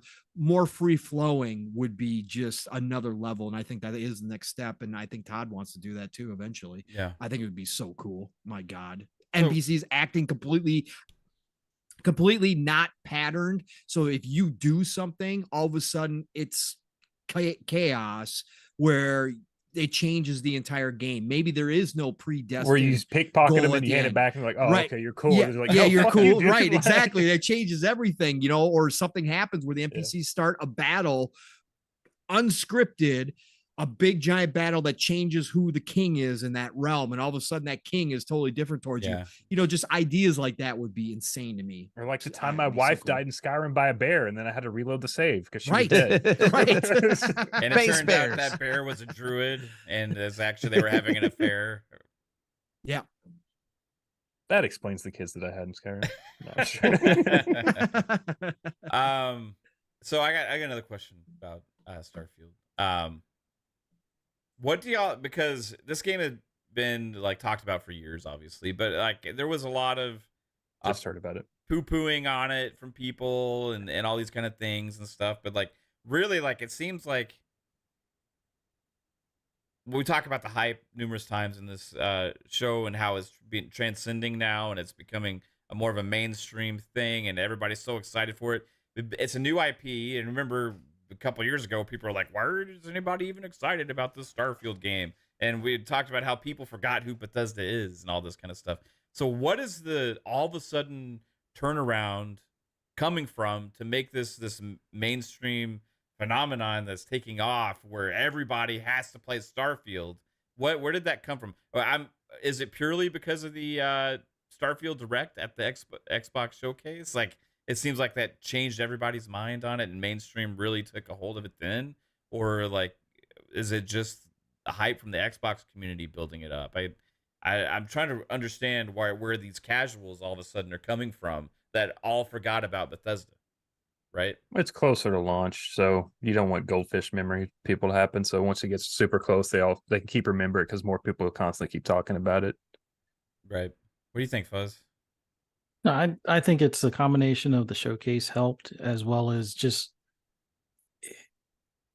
as much as we see it on like social media and stuff like that, the casuals are starting to see, you know, when they go into a Best Buy, although I've had arguments with people I haven't gone to a Best Buy or a GameStop in 10 years. It's like, okay, not everybody's like that, but when customers start going into the stores and see like a poster or things like that, or, you know, the water cooler moments where, you know, there's always somebody that's an enthusiast on video games in the office, no matter what line of work it is. So there's going to be that water cooler moment where it's like, man, I got to see if I can put time in to, you know, have this week off or whatever, or maybe because it's around Labor Day, it's like, hey, what are you guys going to do for Labor Day? Well, I'm going to have a cookout. What are you doing? Well, I'm going to, you know, binge this game for the entire weekend since I don't have any more, you know, time off days or anything like that. And then, you know, just start this mission where I'm traveling through space, and then that gets people into it and things like that. So I think the casuals overall are starting to see it bleed over in the stores, or, you know, the enthusiast that's in the office, and they don't really pay attention to the social media, you know, people that crap on stuff no matter what, or forgot what gaming is all about type of thing. So the chatter is starting to spread, right? Yeah. Like, those bus advertisements are making all the difference. buses, those buses, you know, for sure. I'm pretty sure there's got to be a billboard in you know, a couple of areas, although I don't, you know, condone people, you know, taking photos while driving kind of thing. If you see a billboard while you're driving down the highway, but I'd have to believe there's got to be something out there like that. Yeah. I think with the mainstream games media, like a lot of them had been kind of like taking that same approach, like, oh, Bethesda hasn't released an amazing game in years or whatever, and who knows what to expect. You know, they talked about the Fallout 76 situation and stuff. They talked about the thing is, so like that. even Game Rant's articles, like they're always shitting on Starfield, but the thing is, like, it's always Starfield is in the topic, so it's still growing the news and the relevance of Starfield because people keep hearing that. The thing with that is the negative comparison keeps changing. It's just like, this is like fucking Dead Island. It's like, how the fuck is this like Dead Island? And then the next one's like something weird. So they don't remember the first negative. They just keep remembering seeing Starfield. I remember a lot of conversation from a lot of the mainstream games media about, you know, does Bethesda still have it, or is Bethesda still the same? Are people going to lose faith in Bethesda after, you know, Fallout 76 and this situation, or is like, oh, it's Bethesda again? It's just all Well, it's to expect. They haven't done, another L, but not really take into account that it's different teams making those games and a different kind of audience is trying to approach, and different kinds of games, really being the online games that they are, and not to make excuses for the way that Fallout 76 launched. It's a great experience now, but I do feel like that Starfield Direct, like after the Xbox showcase, was a key moment, right? When that the concern from a lot of the mainstream, like, or I don't know if mainstream or not, but you could say like the kind of funnies of the world, right? Like Greg Miller and people that Yeah. are really influential into games content, and people that watch content daily, like that don't follow a lot of the smaller channels, right? Like us, seeing them talk about this is the most amazing like presentation we've ever seen from a single game ever, right? Puts a different level of attention and respect a lot of times, and it starts transcending through the mainstream games media, where it's like, oh, we're it's like almost they got to write an apology piece, right? Like we forgot who they were, you know what I mean? Like this is who they are, and oh my god, this is insane. This is more ambitious than we ever thought it would be, right? I don't think it's going to be a game that like people aren't going to be talking about. Like we know what to expect from Bethesda, and if they really knock it out of the park, that which it looks like it's shaping up to be a game of a decade, like it's going to be talked about and it's going to get the exposure.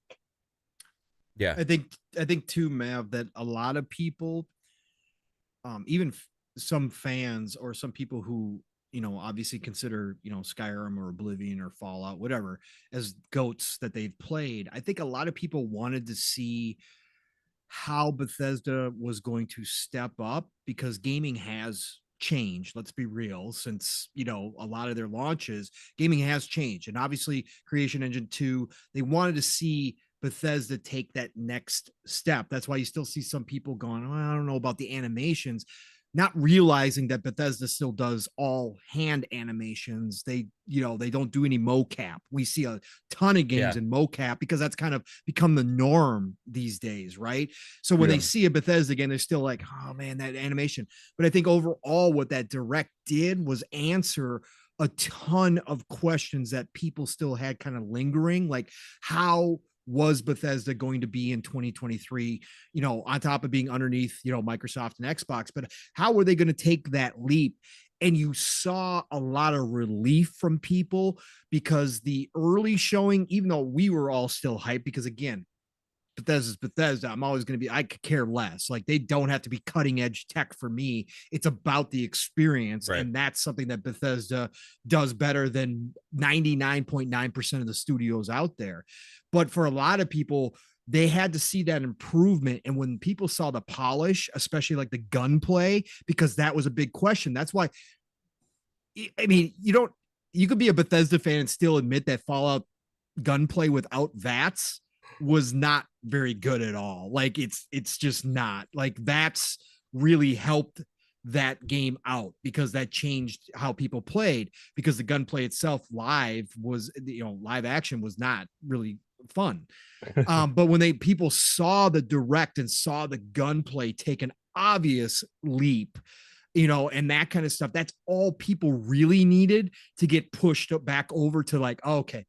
Whew, okay, Bethesda, yeah, okay, yeah, we're good. Bethesda's doing what they need to do here to make Starfield a game that I want to play in 2023. Or, hey, they took that next step. Creation Engine 2 is looking great. They obviously spent a year polishing this. Holy cow, this looks 10 times better than it did the first time I saw it. And I think that's where you saw a lot of that talk come from some of the sites that you were mentioning there, and some of the people out there. And hats off to Bethesda, because they did exactly what they needed to do. That's what that direct was for.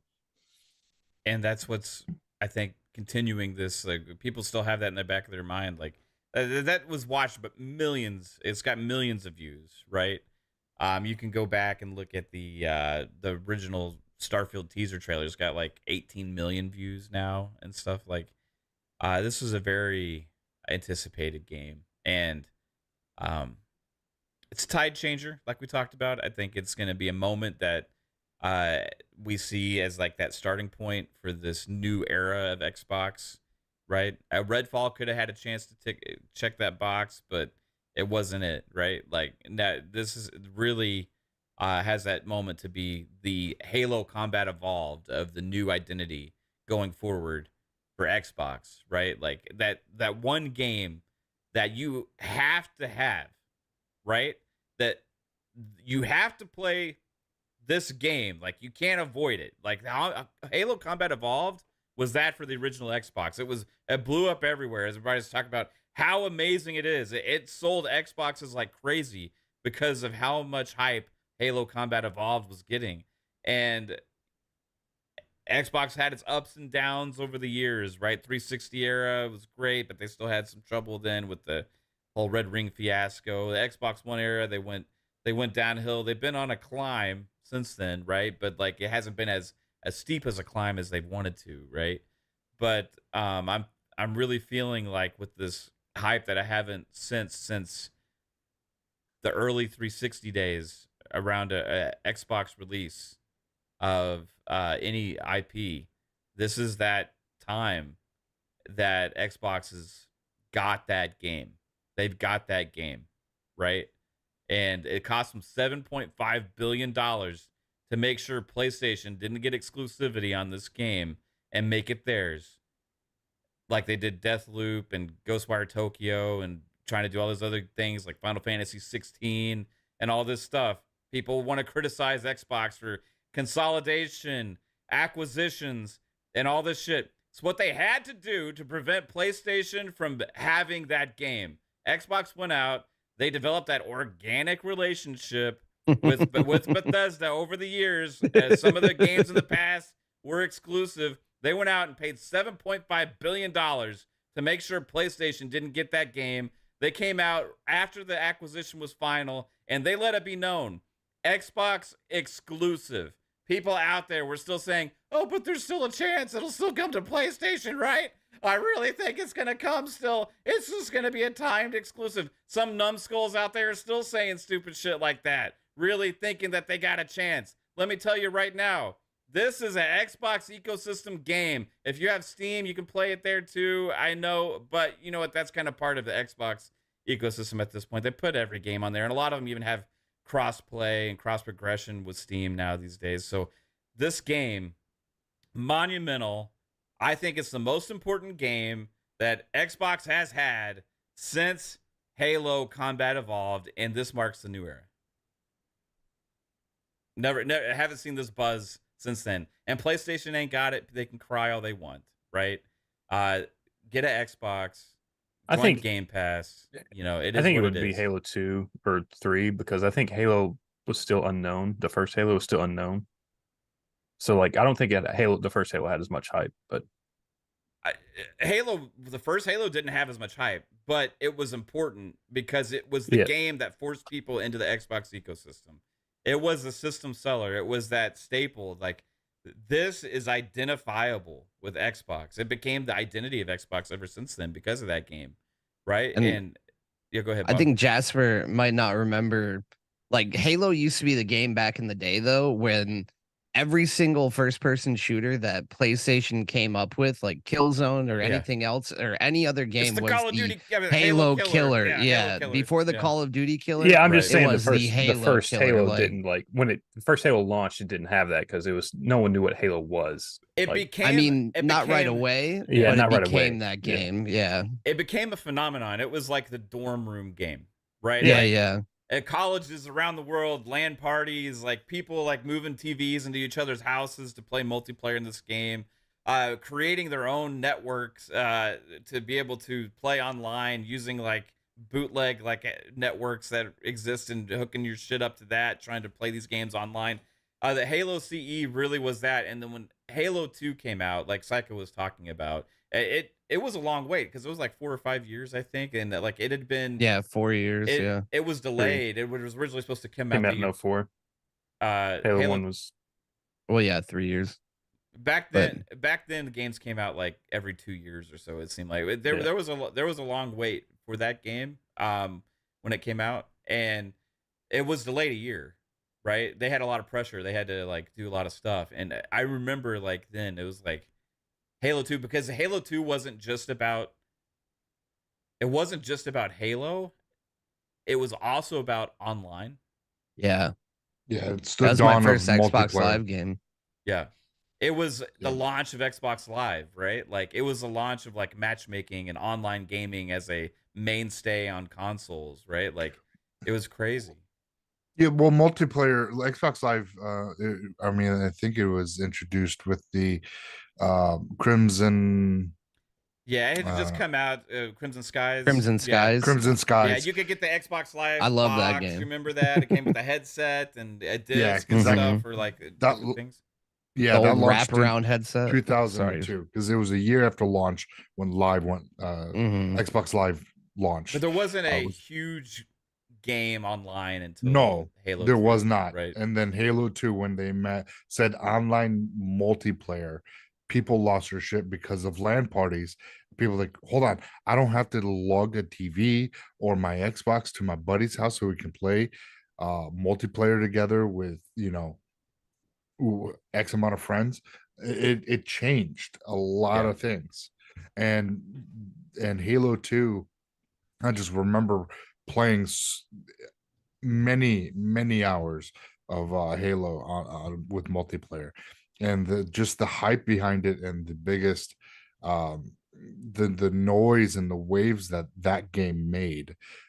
We're kind of seeing that now with Starfield, with the hype and the excitement for Xbox again, because of Starfield. And so it's just right now, I think we're getting into that mindset of Halo, or not Halo, of Xbox being competitive once again, and being in the forefront of not being that, not even looking at it as the third place console, just remembering like, oh yeah, Xbox had great freaking games up, from Halo, from the first Xbox, the N360, and of course the fumble of the Xbox One. But that console had great games, but it was overshadowed by the whole DRM and the always online, and the whole we got a console for you. It's a 360 of down metrics that really freaking to this day is I mean, what Xbox was downhill before the Xbox One came out, to be honest. They had already Well, kind of started the cycle, but I remember though, Jasper, like a lot of the publishers bet on 360 over PS4. Yeah, I'm just saying bet that on like Xbox at the One over like PS4, right? the Xbox 360, like the first half generation, it was Xbox 360. The second half, Yeah. it became a PlayStation generation, Well, because it got cheaper. It was a Well, lot cheaper yeah. at that time. And and then it it's stayed a for PlayStation generation. $250, you can get a Blu-ray player. Holy crap! But Hell I mean, they did lose their way at the end of the 360 generation with the Kinect, and then they put a lot of emphasis into that. They started, Well, they had shut down some studios as well, and then it was the lack of first party, really. That yeah, really, because they forced like Lionhead to make like Fable Journey and shit like that. You Well, know what I mean? Like They did- just make Kinect you games. know, like They- the whole Project Milo thing, and all of these other things. Like Rare was making avatars and making Kinect games also, and it started this whole thing. And like the Kinect was a cool piece of technology and stuff, but like they went too much into that and took too much resources towards that, and they lost the capability to make as many games as they needed to. So that started at the end of the 360 generation, but they hadn't really lost yet. There was a PlayStation playing a lot of catch up, and they were selling for cheaper, and they're selling as Blu-ray players a lot. Plus, they had a couple of great games, which 360 had dominated the generation with great games. But what You had happened? The Last of Us, Uncharted. Yeah. You had a lot of stuff going Yeah, right. for you had PlayStation at that all time. those Yeah. things, right? Then you The- know, but what happened was you had the 2 years or so of downward a little bit for Xbox. You had an uptick for PlayStation, but 360, sorry, the Xbox One, I think, was still anticipated to be the big player that the next generation. The publishers were betting on it. They were making deals with Xbox, right, at that time around launch, and a lot of people thought, but they just fucked up so much with the launch of the Xbox One, They had it. They had the generation on a silver platter, right? With a lot of the pubs were betting on them.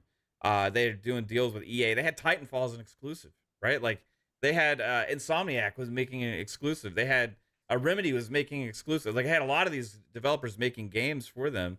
Dead Rising and Capcom was making exclusives still for Xbox and stuff. And they had like a lot of it in the palm of their hands. What happened was they fumbled the ball so much. They were more expensive. They forced the Kinect into the system. They were underpowered compared to the PlayStation 4. PlayStation still had their great games coming, but you remember, if you talk about what the best games at the start of the generation, that wasn't the PS4. Like the PS4 had nothing in the first couple of years, right? Like 2 years they had nothing. So 2 years. it was a fumble so astronomical by Don Matrick and that team. You know, it just like destroyed everything they had worked on. If you watch the documentary and stuff that they have, it talks about this, and they've had to do so much work to get back to where they are. And they've been fighting this uphill battle with the mind share of all this stuff that they had lost because PlayStation killed them last gen. But like, they're really on the cusp here, and Starfield is that like moment, I think, to finally get back there. I feel, Mav, that the DRM, like you're saying, Don Matrick with that comment about go buy a 360, like that whole situation with the release was like really one of those big paradigm shifts when you look between PlayStation, Xbox, when like the public was just like, I'm not going to deal with this. Let's get a PlayStation instead. And now we're finally in that moment where since 2018 with Game Pass, with like the new model that like Phil Spencer's brought to life with Xbox, like I really feel like Starfield's kind of a crowning jewel of like showing this is what we're capable of. We believe in this game. Like Starfield is the branding on the box for Xbox now. So they like Xbox definitely believes. Like if we don't believe it yet, like Xbox already does, and I think they're showing us that. Yeah, for sure. Yeah. People just didn't understand the future back then.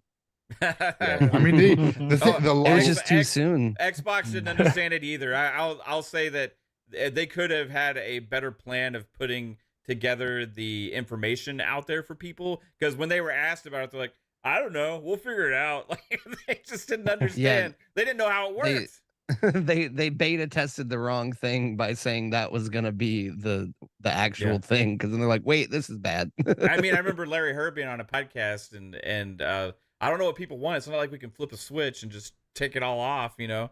But when everybody was already upset about it, and then like a week later they flipped the switch, right? You want to know what I think it is? I was just talking about like the whole TV thing, because like, what do most people do like now? Like when they're not playing a game, they just watch TV off like Netflix on their Xbox or whatever. So like that's what I mean. Like, they didn't understand the whole TV aspect of it and stuff. And this is my sentiment of it though too. Is like, I feel like there's been a shift like between each console generation, between like PlayStation and Xbox, where one of them gets to a point where they are successful enough that they feel that they don't have to innovate in ways that are following what the consumer wants. They feel like they can guide what it wants.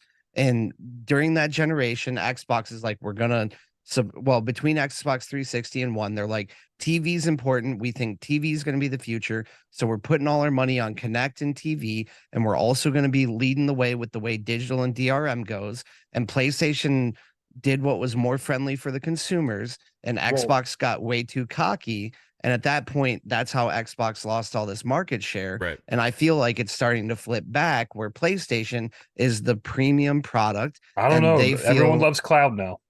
But still, we'll see.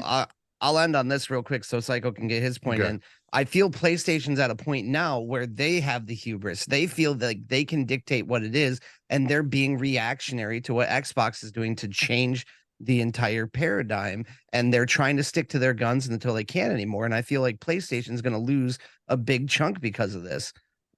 Yeah, no, I totally agree. And the thing with the whole DRM and all that, PlayStation was on board too, but they saw the backlash that Xbox got and had a whole day because they presented the next day, and they like, whoa, let's pull this back. Let's not announce this and let Xbox just they just pretty much handed us this generation. and we're like, and that's why they did the whole, this is how you share on PlayStation.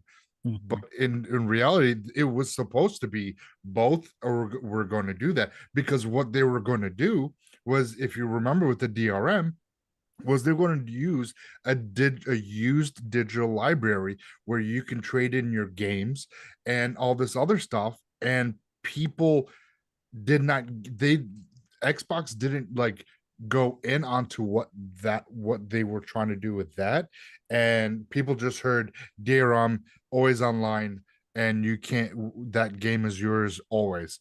And people, and without an Xbox, if they came out and message with the DRM, you could do this, you could do that, you can trade in your game, you can have a used game library, you can trade amongst friends. That was a whole game sharing thing that they were talking about, that you're able to give someone that license of that game, and you no longer have it because you traded it to somebody else. And that was the whole thing, and that was going to really change things. But because they weren't good with their messaging, it just all squandered. And that's because I just remember like that whole used game library. Games could be, they're going to have this whole thing in the Xbox in the Xbox store. And I was like, to me, I was kind of excited. I was like, oh, that's cool, I can buy a digital game and not be like, I spent that money and now I'm, that game is mine and that's it. As if it had DRM, you could trade it in or whatever the case is online, and you can use that money towards something else. And people didn't see that because Xbox didn't mention that shit. And that's where people were like, oh, but we will get to that point. I think we'll see that soon. That's the NFT thing we'll bring up too as well, is it could, you're losing people again. You mentioned that 3-letter I know word, you're losing people. But you don't call it NFTs. But that's the whole thing, that game is now has a digital ID, and then you could trade it and you could do whatever you want. And people, so this way, like if you want to trade, like if I had Forza Motorsport and Jasper wanted to play it because he didn't, let's say Game Pass wasn't a thing. Shut up, listen.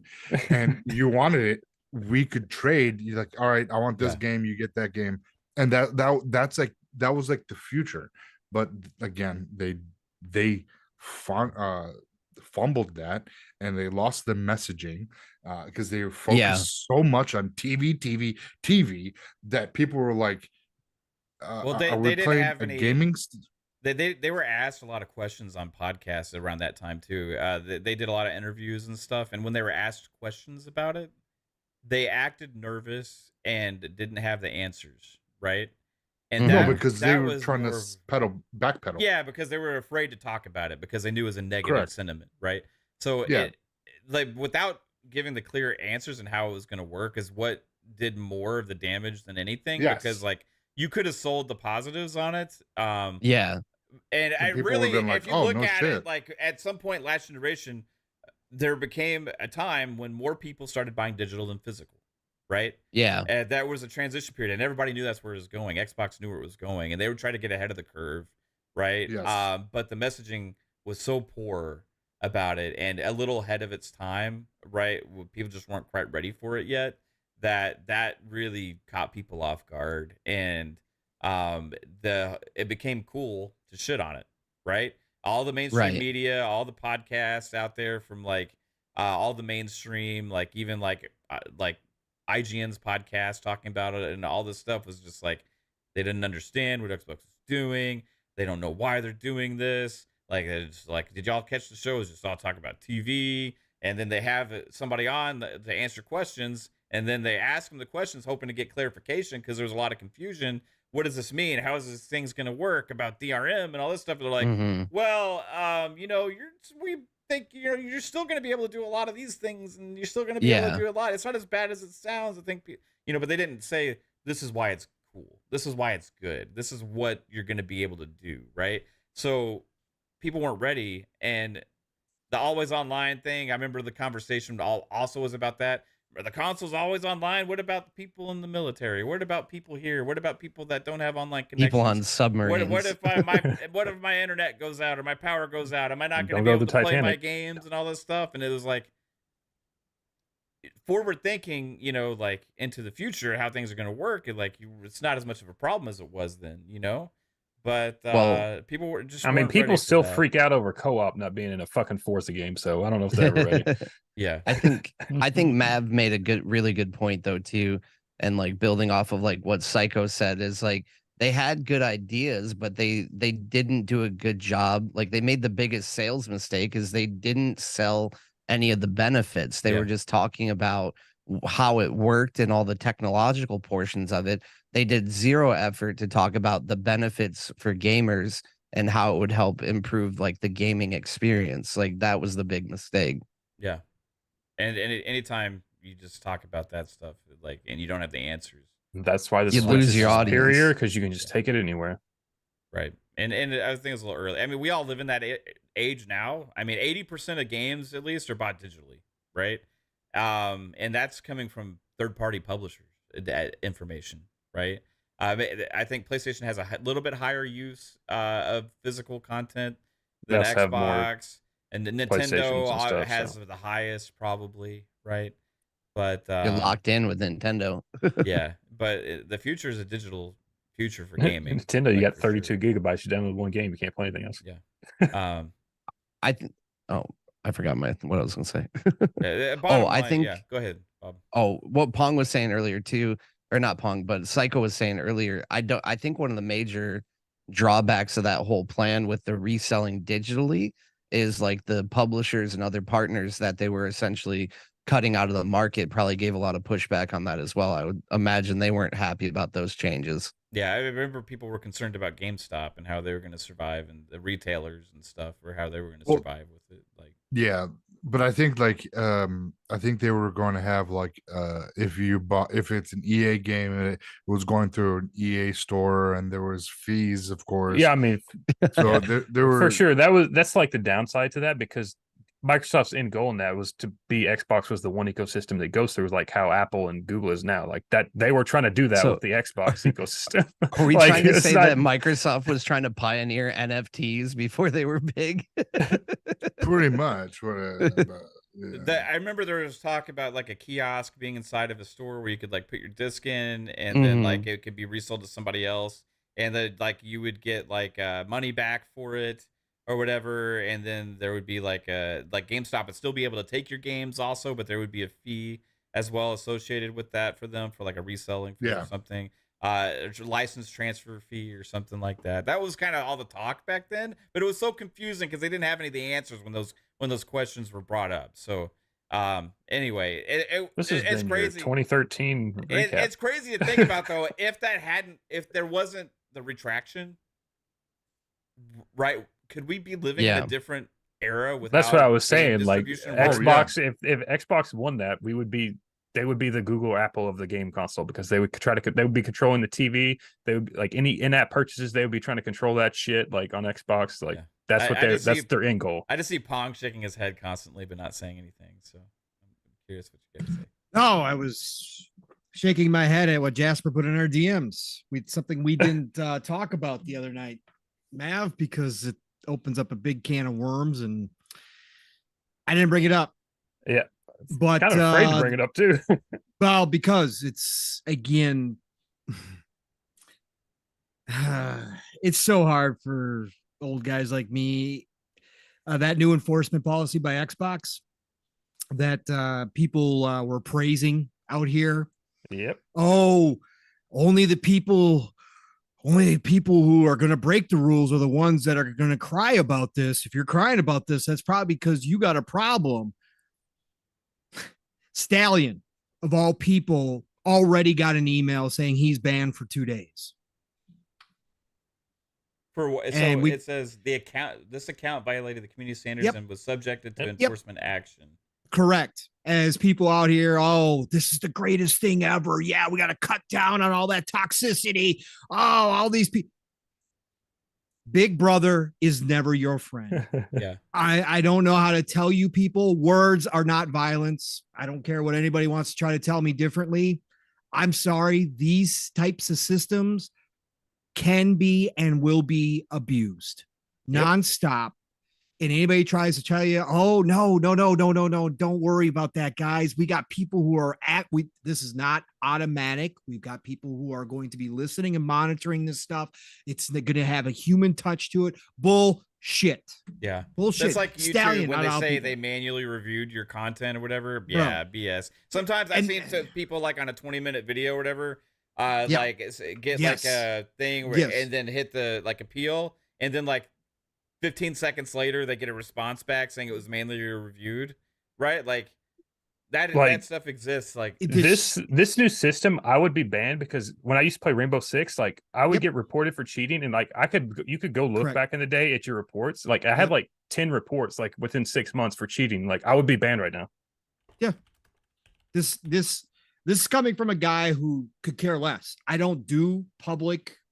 When I'm on multiplayer, I mute everybody. I never, even back in the day on the 360, even back in my younger days, I never got into it with people. I could care freaking less. I used to laugh at people all the damn time on how bad it was back in the day in those lobbies. And we've already heard some of the recordings from current Call of Duty lobbies when they fired back up the servers on the old school. Listen, it was the Wild Wild West. It was anarchy. There was a lot of nonsense that was said back then. All sorts of crazy stuff happens. Oh yeah. Right. But the facts New are, generation couldn't handle it. The facts are you cannot put these systems in place and say that you're not going to harm innocent people with this kind of stuff. You cannot say that there are not going to be people who abuse your system and shut down people. Again, Stallion, like, again, out of all the people, biggest ambassadors for Xbox, right? Xbox already banned for 2 days. No, this is why you don't want Big Brother involved. I don't care what anybody says. Yes, Xbox is free to make whatever policies they want to do. They are absolutely free to control however they want to control. But people out here praising, again, shout out to Jez and Rand. I heard Jez praising it today.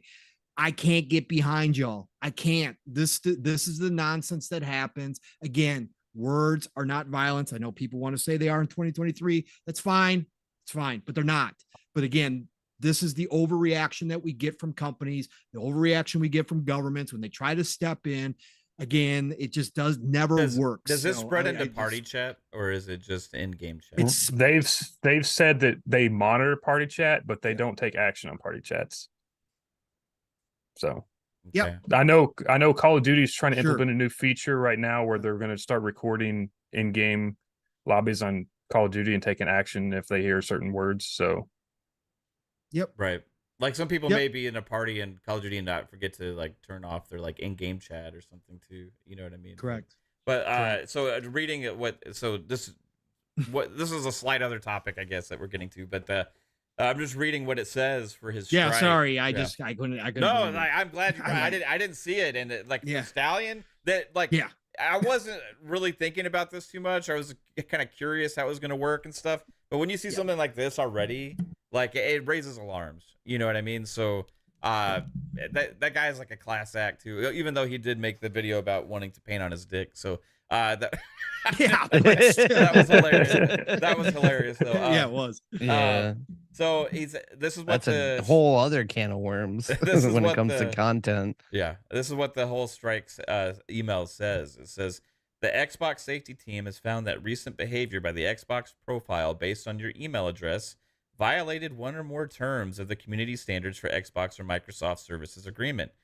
The violation was either brought to our attention by complaints from other players or discovered in the course of moderating the Xbox service.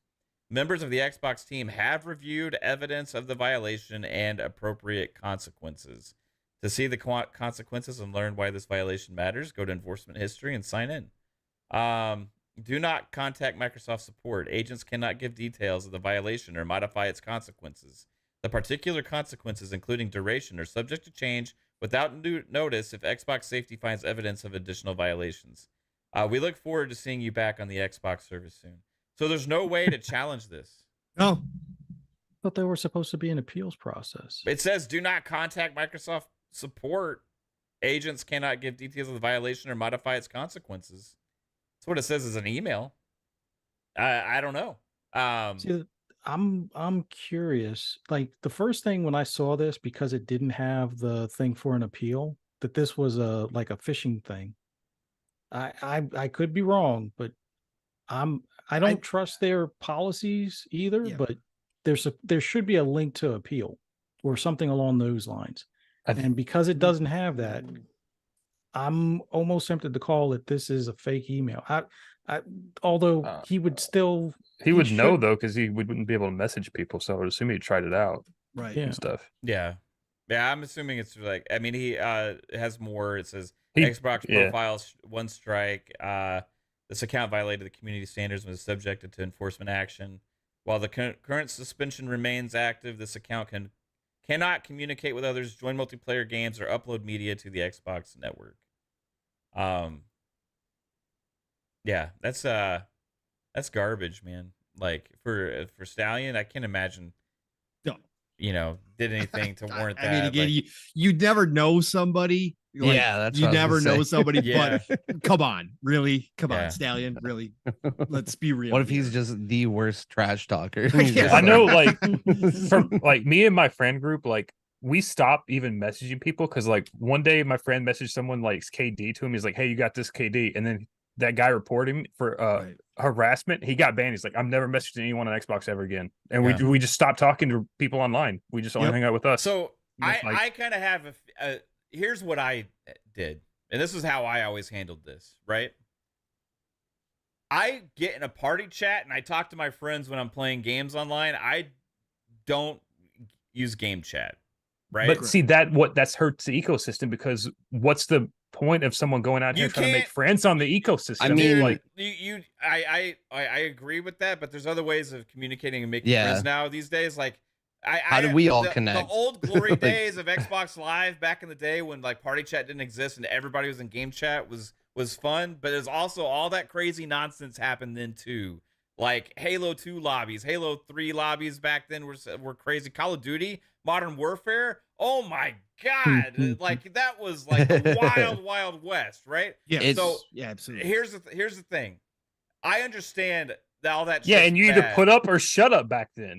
right. like- But I understand all that shit's bad. or But- else a bunch of people apparently slept with your mom. If you go into Call You're of choking Duty, just like your mom. if Your you dad was fucking Bill Gates and would ban you back my then, God. bro. If you- your band, we've your already band quit we've now? already just said like 5 things that would probably get us suspended on Xbox in this last 10 Oh seconds. man, But what I'm saying is like if you listen to an in-game chat of Call of Duty now or any of these games, it's like the majority, right, of just toxic nonsense because those are the clowns that stay in the in-game chat most of the time, and they're just constantly like trash or whatever. I have to make sure if I'm streaming, I mute it, right? Or so I understand it's a problem, but like there's a solution already. Mhm.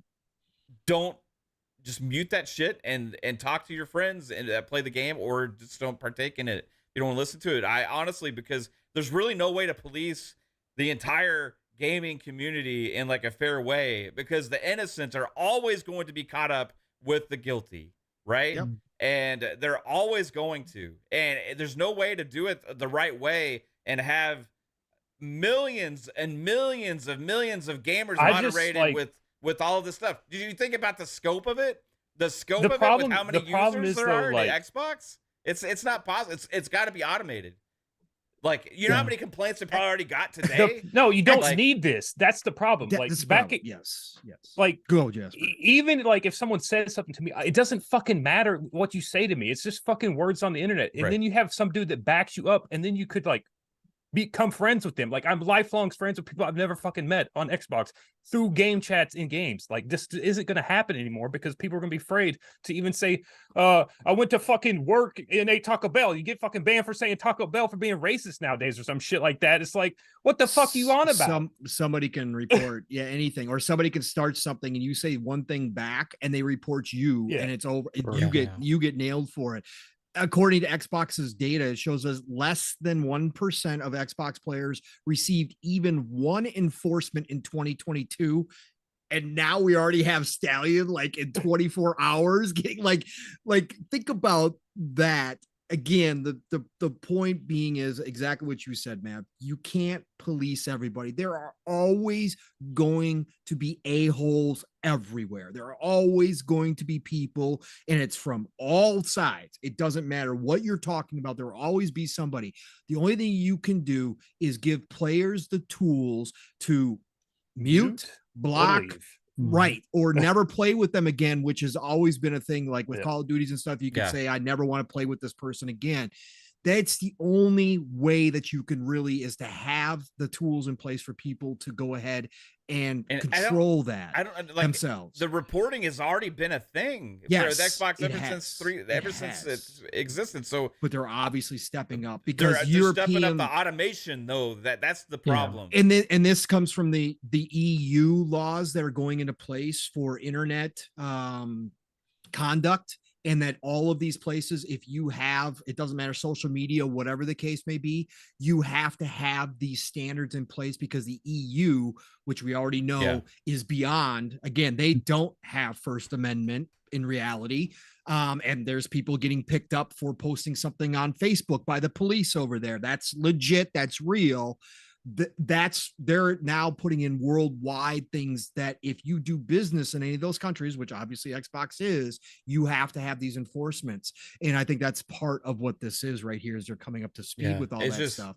It's crazy, man. It's crazy. I did honestly, Game Chat has always been a collection of just random nonsense and shenanigans. And if you take anything seriously that anybody says in Game Chat in a public setting, like I can't repeat this. You join it instantly, and it's just fucking chaos and just random, most asinine things dogs ever. Barking, music, and people. When you get dropped into that random lobby in Call of Duty, that the game just ended, just screaming nonstop, like, oh my god, it's just bro. like you suck, bro. No, the way worse than that. But it's like I can't say the other stuff. My point is like, but okay, so that's a clown show there, right? And it's always has been, and it's always going to be. Now,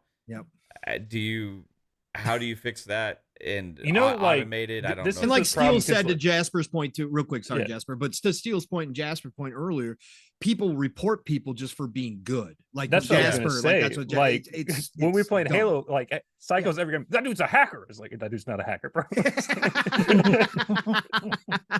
But there's people who would actually report it. Yeah. Yes. Yeah.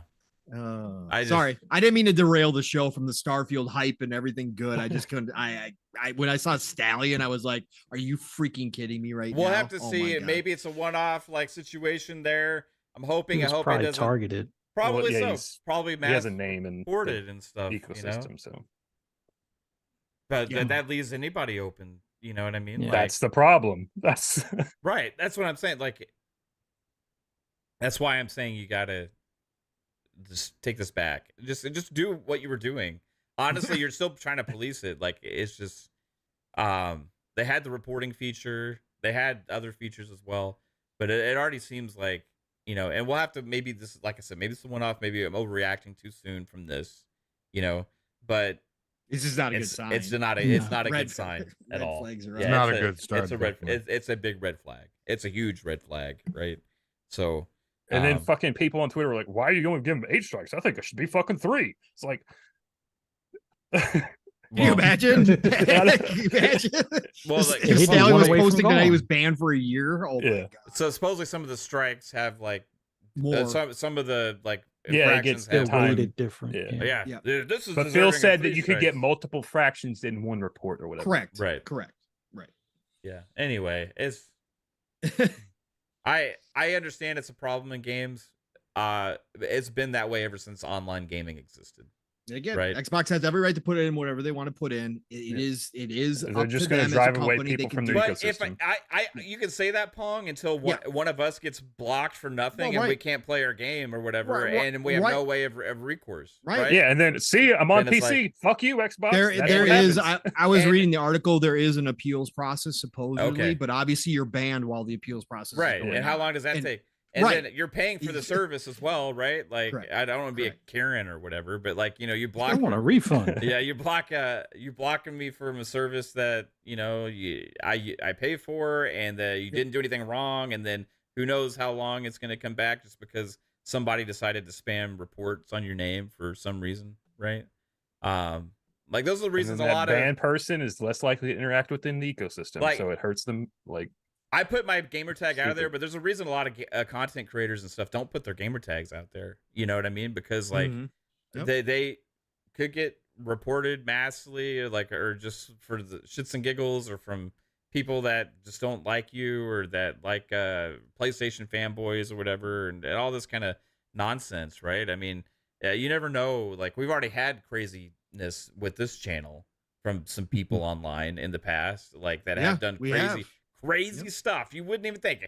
Before it was even 1,000 subscribers, just weird things, right? And so, but you can't let that deter you from what the bigger picture is, and we still try and have like a great community here and everything. You can't let the one person spoil it for everybody.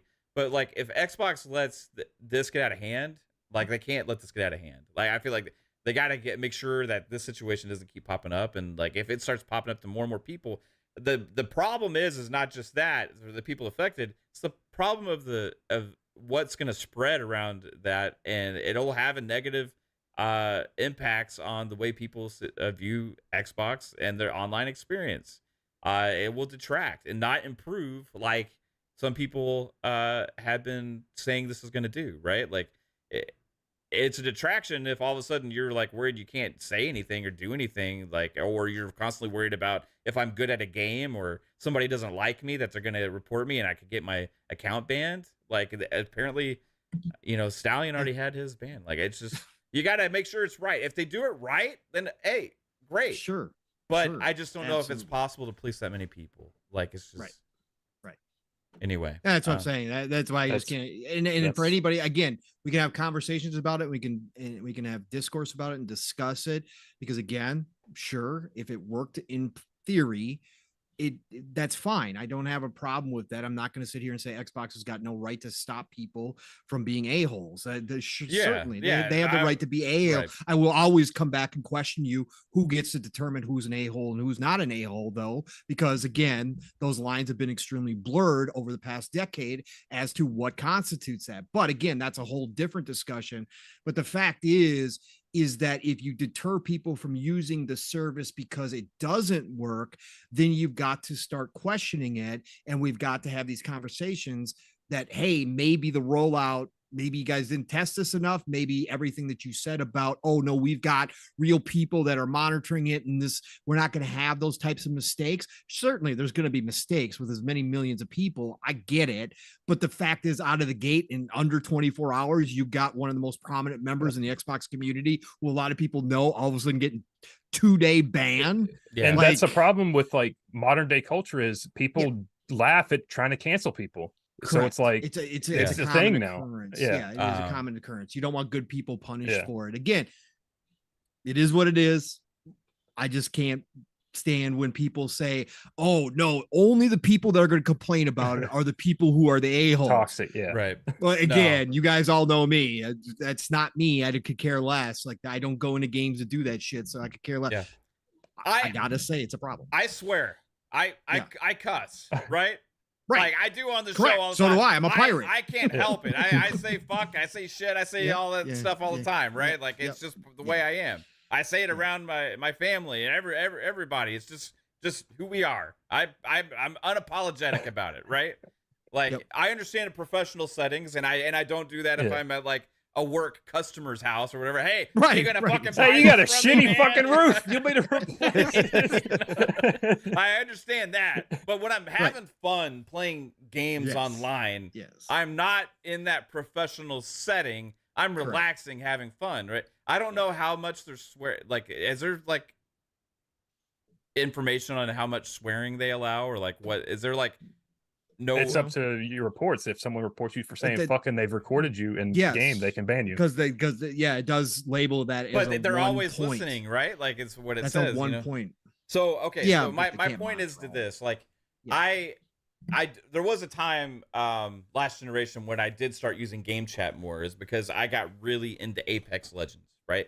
After it came out, and I played it for several months straight, but I didn't have any friends that were playing it. So, but that game, the key essence of it, launched with only 3 versus 3, right? And so I used game chat all the time. You know what I mean? Like, and we were always just me and 2 other people, right? So I think that Microsoft was testing out a thing where like you could record like the in-game thing, and it would record in-game voices, and you could send that report in. I think they were testing that out. I don't know if that ever. So it was usually you and the 2 other people, and you kind of develop a rapport. And I became friends with some of these people and kept playing games a lot. But when we played together online, I mean, there's a lot of swearing and stuff that took place because we just like jived. I'm not going to play Call of Duty and die and not say shit or fuck or damn it, or you know what I mean? It's like you take that away. It takes like, I don't want to have to even worry about that. You know what I mean? And I understand like gaming is not trying to be more inclusive and all that kind of stuff. But like a lot of these online shooters and games like that, they're like either rated M for mature, or they're like played mostly by at least teenagers, 13 and above, or adults. And you really shouldn't be letting your little kids play those games anyway. And there's music in those games that definitely would not hold up to standards. You start there's Cyberpunk. I did get a warning for taking screenshots in Cyberpunk when it first came out. Screenshots of you're not supposed to of nudity, even though that's in the freaking game. Right. Like legitimately got a warning email. People were getting banned in GTA because of that. Yes. Which is crazy to me. See, that's the kind of stuff where I gotta go, what? That's in the game that you're selling on your ecosystem. Sounds like you might need to start playing. I'm an adult. PC. I'm an adult, bro. So yeah. Sorry, I didn't mean to interrupt, but that's where I got questions. And Mav, you just like, that's what I was talking about. You started talking to game chat. You made friends with people. Like that's gonna not happen because people are gonna be afraid to talk to people. I feel like at a certain point though, we've kind of moved past that. Like it's definitely a special thing that we're losing as time goes on in like the gaming culture, but there's also a lot more ways to connect with like people that you vibe with, or like different communities to like meet people through, like with the podcasting communities or the streaming communities, or through like I've met a bunch of people through Twitter, even like that I just like I wouldn't have connected with anyone here if it wasn't for Twitter. So it's like there's a lot more avenues that you can use to connect with people. It's unfortunate that we're losing that, but I don't think that's the main drawback. But it does suck that like you can't play, like aside from like hate speech or anything like that, it sucks. You never know when you're going to connect with people and what it's going to be through. Like some 13-year-old kid could come home from football practice, get on Call of Duty, and meet his best friend for life. When's the last time you made a brand new friend through game chat? I mean, Apex is probably the last ones I did. Yeah. Right? But like most of my Xbox friends, like from back in the day, they've been like friends with me since 2005. Right. Right. Like since since Halo 2 launched, I have friends that, we have kids now, we're all married now, but like we were just like different people back then, but we still like communicate and talk and check up on each other in our real personal lives and stuff now. You know what I mean? Like we became friends. And I like Apex was the last game I probably met like several people that I kind of became friends with. Right. I don't necessarily associate with a lot of them, but like I still talk to a lot of these people. And like to lose the freeness of that a little bit, like does suck, because there are people that probably not like me that just use party chat, but like that use that a lot and meet people that way. So it does suck if they're having to be worried about it all the time. But like I understand there's horrible things that are said that need to be taken care of, and like any kind of like thing that's like targeted, you know what I mean? So it's like a certain kind of person or anything, and like whether it be race or religion or sexual orientation or anything that's like hateful stuff, targeting like that, I have a policy here that we're not allowed to do that either. And it's like on our Discord and all that kind of stuff. Like, it's just no, like it's we don't do that. Like, I feel like people should be above that, right? Like, Yeah. I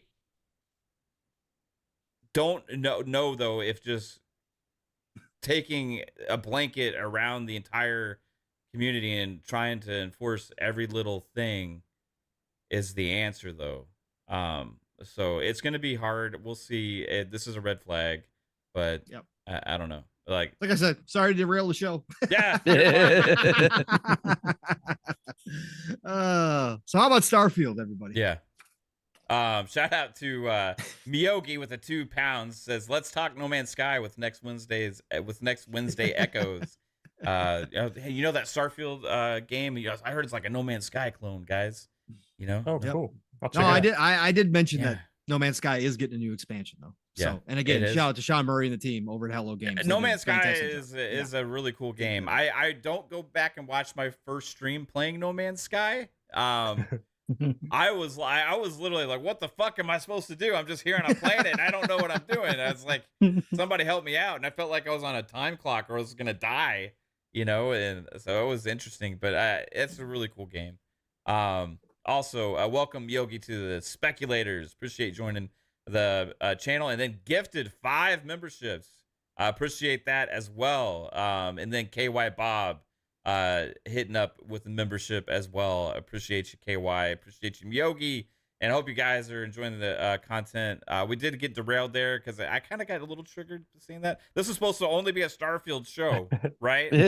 You know, but like, I don't want to be police when I'm playing Starfield if I want to call the guy that busts me for my drug empire. Can you imagine if they start doing it in asshole. single player games? Yeah. Oh shit. Oh my god. That'd be crazy.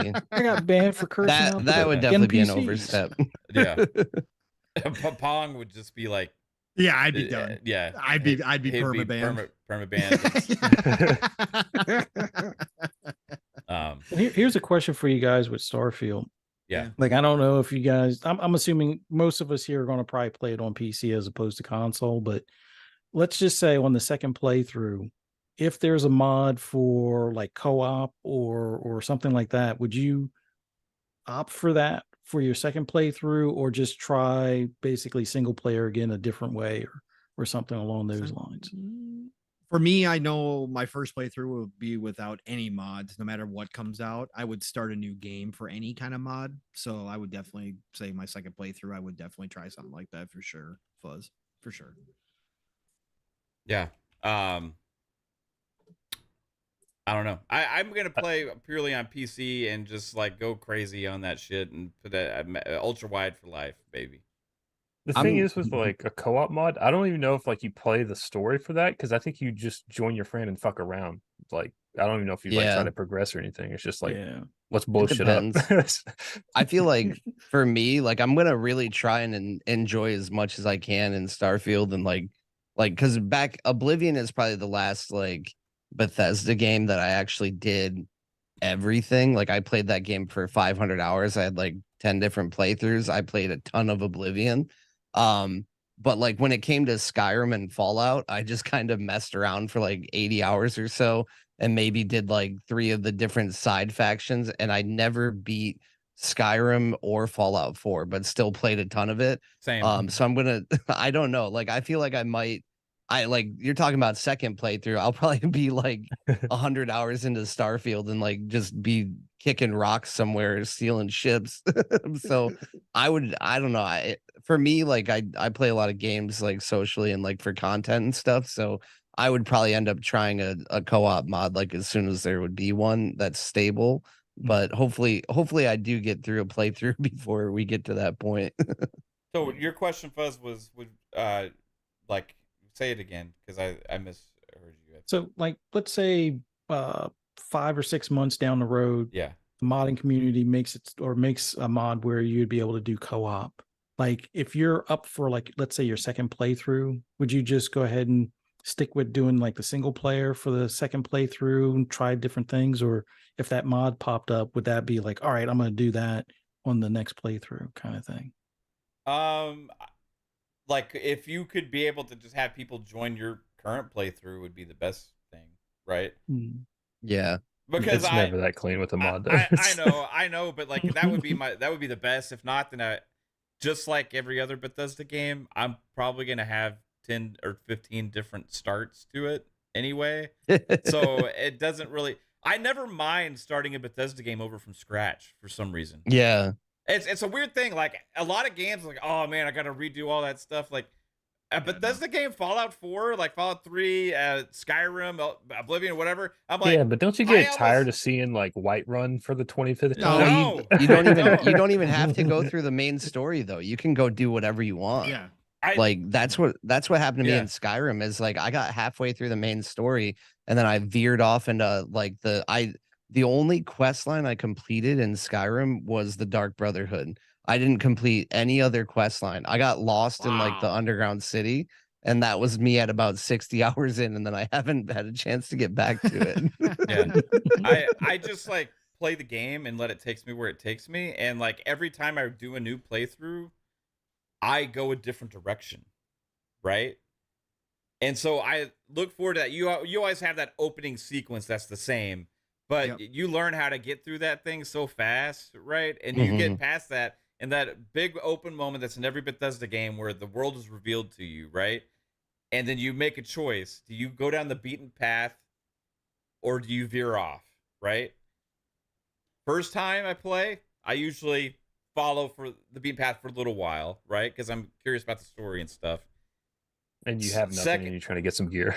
Second time I play, this guy wants me to follow you. I'm like, fuck you. I'm off in my own direction. You just go walk yourself there or I kill the bastard. Right? You one of the two.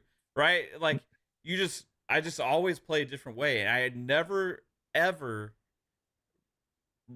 hesitate to start a new playthrough of one of these games. Like, in fact, when I go back to it, like I always go back to these games and I'll go back to them like months later. I choose to start a new playthrough instead of just pick up where I left off because it's more fun for me to do that. And I change the way my character is and all this kind of stuff each time, man. Like it's one of the special things about these games, right? Yeah. Starfield is no exception. So co-op, come on, if we can continue the playthrough. If not, I don't mind starting a new one. Yeah, I feel like there might be enough content that by the time a co-op mod comes out, like it'd be good to be able to continue your character and explore like all the possible planets or a different quest line by that time. Like it'll be interesting to see how it unfolds. Yeah. And the thing is, like the way I play it, I usually don't do second playthroughs in their games because like I'll get to the ending decision. Like I'll know, like you kind of generally know in these games, like when you're about to make a decision that you can't come back from, it's like going to end the game or whatever. Like I'll do a save there and then I'll do that ending. And then I'll reload that save, and then I'll just go do the entire other faction storyline, and then get their ending done, and then just reload that save again and do the other faction. So you experience every ending, but it's all in just one playthrough. Okay. Yeah. Nice. Interesting. Completionist. Yeah. I remember Fallout 3 didn't have an end game, and I was like so disappointed. Right? I beat it, and I beat the story, and I was like, oh shit. You know, so then you go reload that save file if you remembered to save at the right time or whatever, and you go and backtrack or whatever. But man, we're all in store for something special. Starfield is on the horizon. We're go for launch. Yep. The game is gold. It's officially done. Early impressions from reviewers are leaking out, and they are very optimistic, and they are very hopeful that this game is going to be great. Talking about lack of bugs, talking about wow, beautiful, all this kind of stuff. So looking forward to this game. I can't wait to even dive more into the hype. How complex it is. Yeah, complex. Which means that they have gone back to the older days. Yeah, y'all were making fun of my ass in the chat earlier in our DMs. Yeah. Because of somebody said it was overwhelming. Mm-hmm. Yeah. Think you're gonna have to answer a lot of questions from me? Of course we are, because you're not going to listen to any of the tutorials, and you're going to skip through it and go, "Oh, just want to get to the game. Just give me the game." And then 3 minutes in, you're going to be like, "Oh shit, how do I do that?" That's exactly what's gonna Yeah, happen.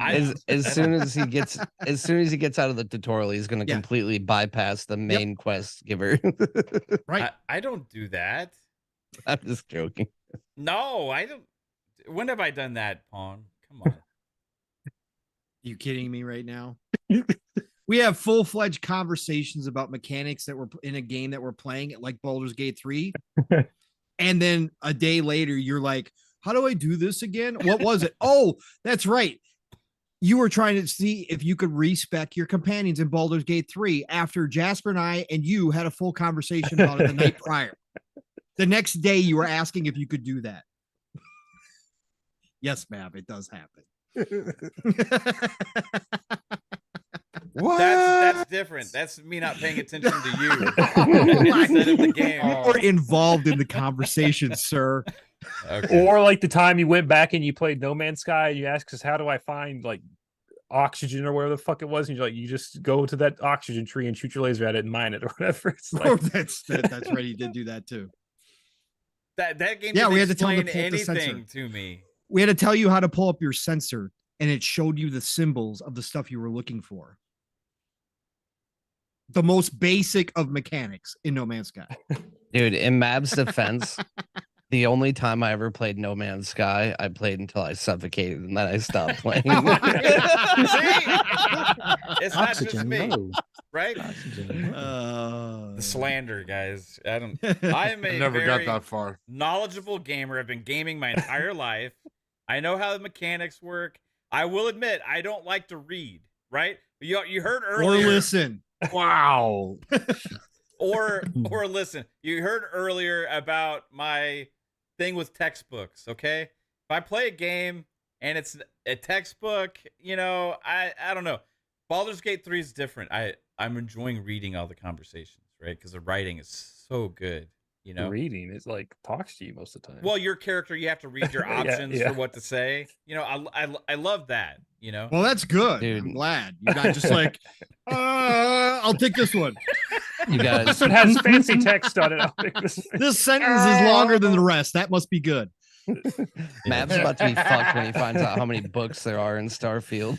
I don't read any of the Oh, you don't books. read all the lore now. He No. don't care. I make my character read it. I don't know what the fuck it says. You know what I mean? Like, here's the I got a checklist skill to be able point. to lift off.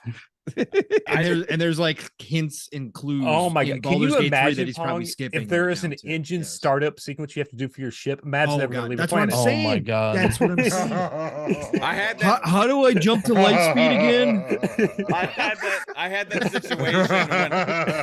that situation when I went back to play Flight Sim after not playing it for a while, and I got in the Jesus. cockpit. I was streaming and I couldn't take off. I couldn't figure it out.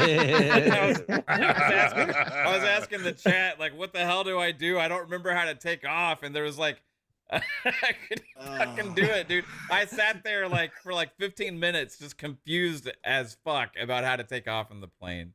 Mav's spaceship is just going to be a mobile home that never moves. Yeah, right. I was going to have a How shipment many of planets have drugs you and discovered? can't fly. I'm still on the first planet. Eventually, the chat talked me into reloading it where I'm already in the air. Oh my god. So I didn't have to do it. Hey, technically that planet is still in space, so he's doing it, you guys. Yeah. You know what? There's fire on Earth and there's fire in space. So there's fire in space because Earth is in space. Mhm. It You're has doing nothing- it, buddy. It has nothing to do with the oxygen on Earth. KY Bob with Oh my $5 says Everspace 2 has blown me away. Just Yes. dropped into Game Pass. Great very filler till Starfield. Right on, man. Yeah, I it's very, will. very good. I had it installing on my Xbox in here. I am doing some interesting things going on over here in my setup. So you're going to see potentially a new situation going on here for Xbox game streams here in the future. Ooh. So yeah, I got another desk right here. So we'll reveal it at some point. I'm gonna try and get it done this weekend. But we'll see. Also, let's see. We got Chris Jones with the $2 says Mav likes JRPGs but doesn't like to read. True. That is true. Somehow. Yeah, I got through it. I don't know how. you know, some games didn't mind as much. Skip. No, for some reason, a lot of those games I didn't mind reading as much. I don't know. It is what it is. Anyway, all right, everybody. Let's get everybody out of here. The Starfield hype. We're all excited. Let's go. Next week, we'll probably have a Gamescom show / Starfield. But thanks. We did run a little long tonight, so apologize about that. But I blame it on Pong. Oh my God. I blame it on Pong for his derailing the show with the stallion and situation. And we got to go back to the original with Jasper posting into the DMs. Yeah, I was gonna say Yeah. it's probably more my Yo, fault. yo, for yo. posting it. Jasper did the old yo yo yo Yeah. misdirection. Exactly. Game Pass Dad, Bob, thank you for being here as always. Tell everybody about your YouTube and Twitch and all the stuff you got going on, bro. Yeah, thanks again for having me. Always a pleasure to hang out with you guys. Mav, Fuzzy, Pong, Psycho, Jasper. Always awesome to talk Xbox with you here. And I definitely am trying not to be such a stranger. So I appreciate you guys. I usually stream Wednesdays and weekends on Twitch, and I do have my own YouTube channel. You can find me on Twitter.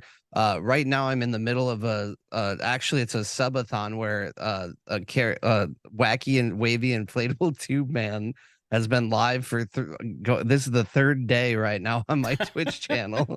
I was restreaming the podcast to the channel to help share it with my community as well.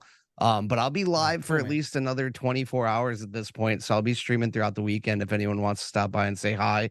I'm pretty much going to bed after this, but I'll be back on tomorrow and having like a regular stream tomorrow night. But if you guys want to drop in on Twitch, that's what I'll be up to.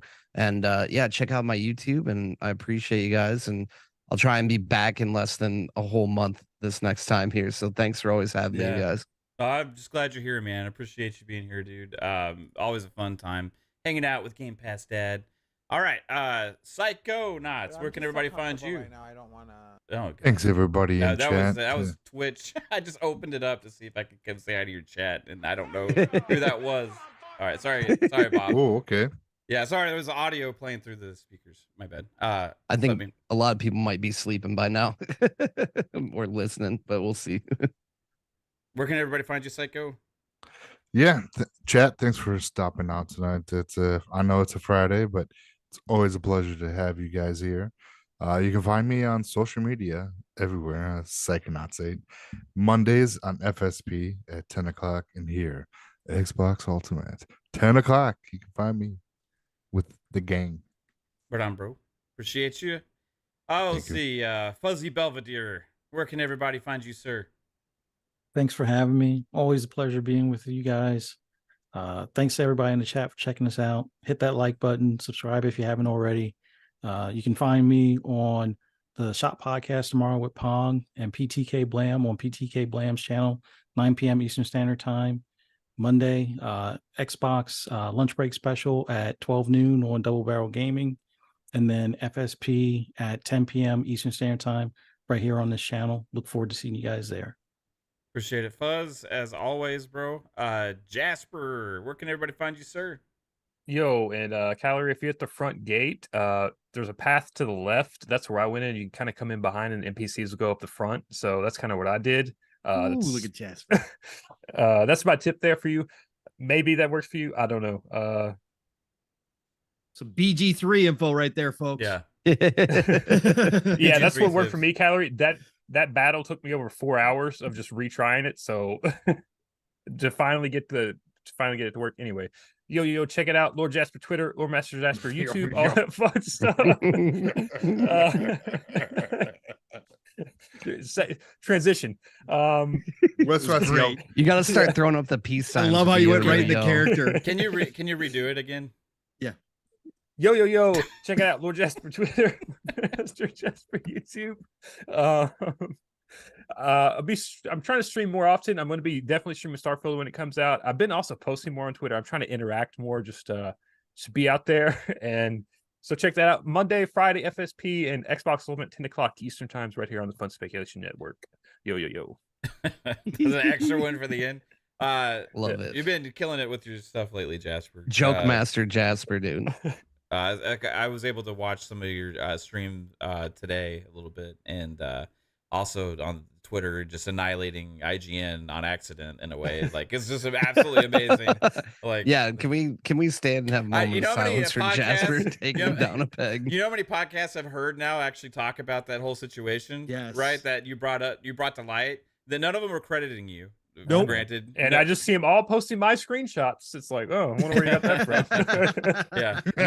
None of them are crediting you whatsoever. And you can tell that it's my shitty screenshot because I left the YouTube timestamp in the bottom. Right. It's just like- But it's hilarious how much attention you brought to that, and then it's kind of permeated now with more stuff everybody keeps talking about with IGN. everyone's like has a spotlight on him. It's just like, Yeah. you didn't say Xbox, you're shit. Yeah, it's interesting. We remember though, Jasper. That's Yeah. what's important. We know it was you. And we've been giving you Right. credit. You heard us Yeah. shout you out on PM in the PM. Like it's His name was Yo Jasper. Yeah, exactly.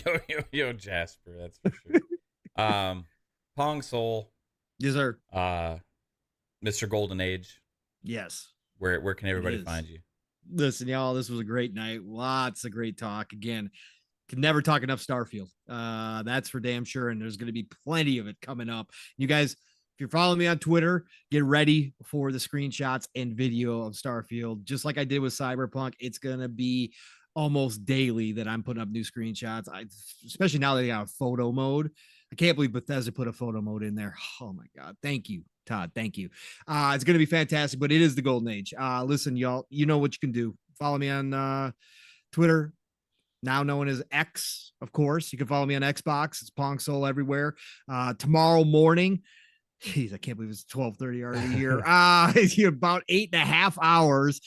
Get ready for Living Split Screen. That's right. You guys did not hear Steele and I. Living Split Screen did hit 1K this week. Again, thank you all. Thank you all to everybody here on panel in this family that has done a lot of promoting of me and Steele on Saturday mornings, and everybody in the chat who's been following us, tweeting us out there every Saturday. Even if you lurk, I don't care. You've been a supporter. So thank you all for that. Tomorrow morning, 10 a.m. Eastern, 9 o'clock Central Time, Living Split Screen. My brother from another, Steel Rain, and I, 3+ hours tomorrow. You know, we are going to be talking a lot. It's not going to just be Starfield. Steele's on his Armored Core 6 game of the year. So guess what? We're going to talk probably some more Armored Core 6 tomorrow too, but we'll have a lot more than that. So be there tomorrow morning. And then tomorrow night, like Fuzzy said, it's the Shop Podcast, PTK Blam's channel, 9 p.m. Eastern, 8 o'clock Central Time. Blam, Fuzzy, myself. Blam is all in on Starfield. He's one of the people posting today that he picked up the premium edition so he could be there August 31st.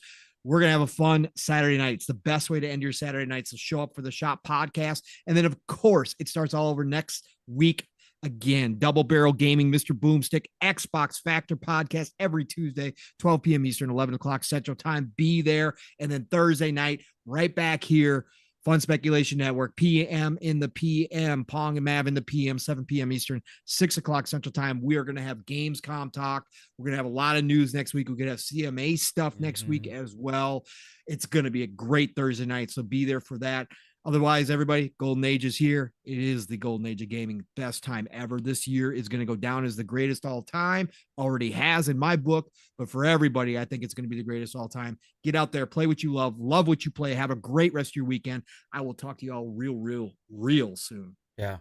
Thanks, Pong. One more tip for Callie, if you're still there. There's those 2 wizards by the back door. They'll fuck you up because they shoot that shadow shit that slows you. So try to take out those 2 wizards at the back door. They were giving me problems. Well, just gave 3 tips, everybody. Write that stuff down. It's gold. Wizards It's gold. at your back door. Make sure you get them. Yeah. Shooting that dark shit. Do you have a problem with wizards at your back door? Well, Yo Jasper has the product for you. Wizard away. Wizard away. Whiz away. Just whiz away. That's better. Whiz away. Whiz away. All right, everybody. Shout out to also with the conversation we had earlier. All the people that blocked Jasper or me or whoever else for calling out IGN. You know, I didn't get blocked. You didn't get blocked. I got blocked. How did I get blocked? And then you didn't get blocked, right?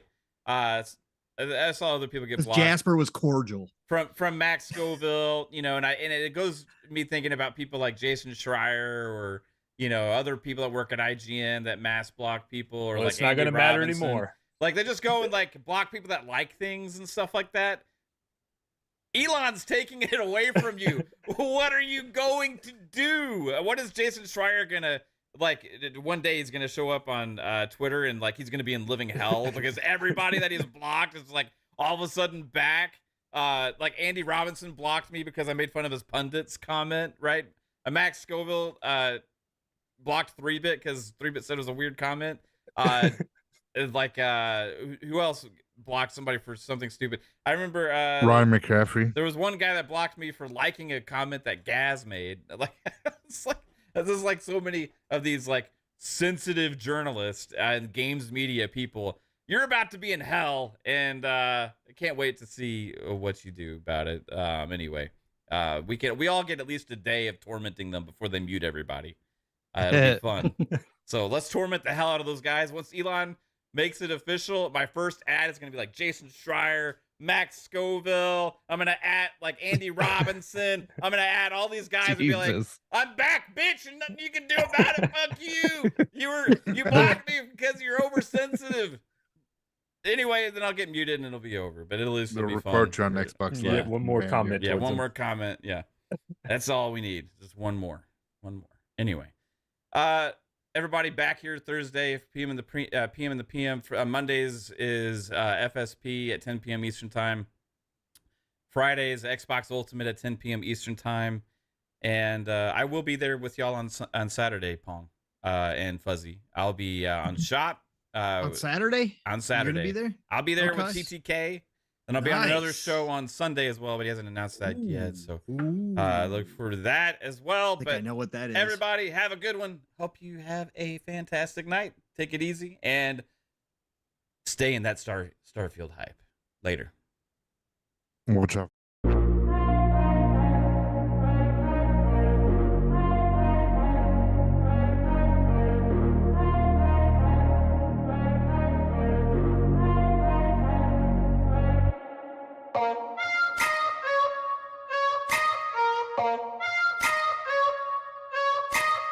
Oh.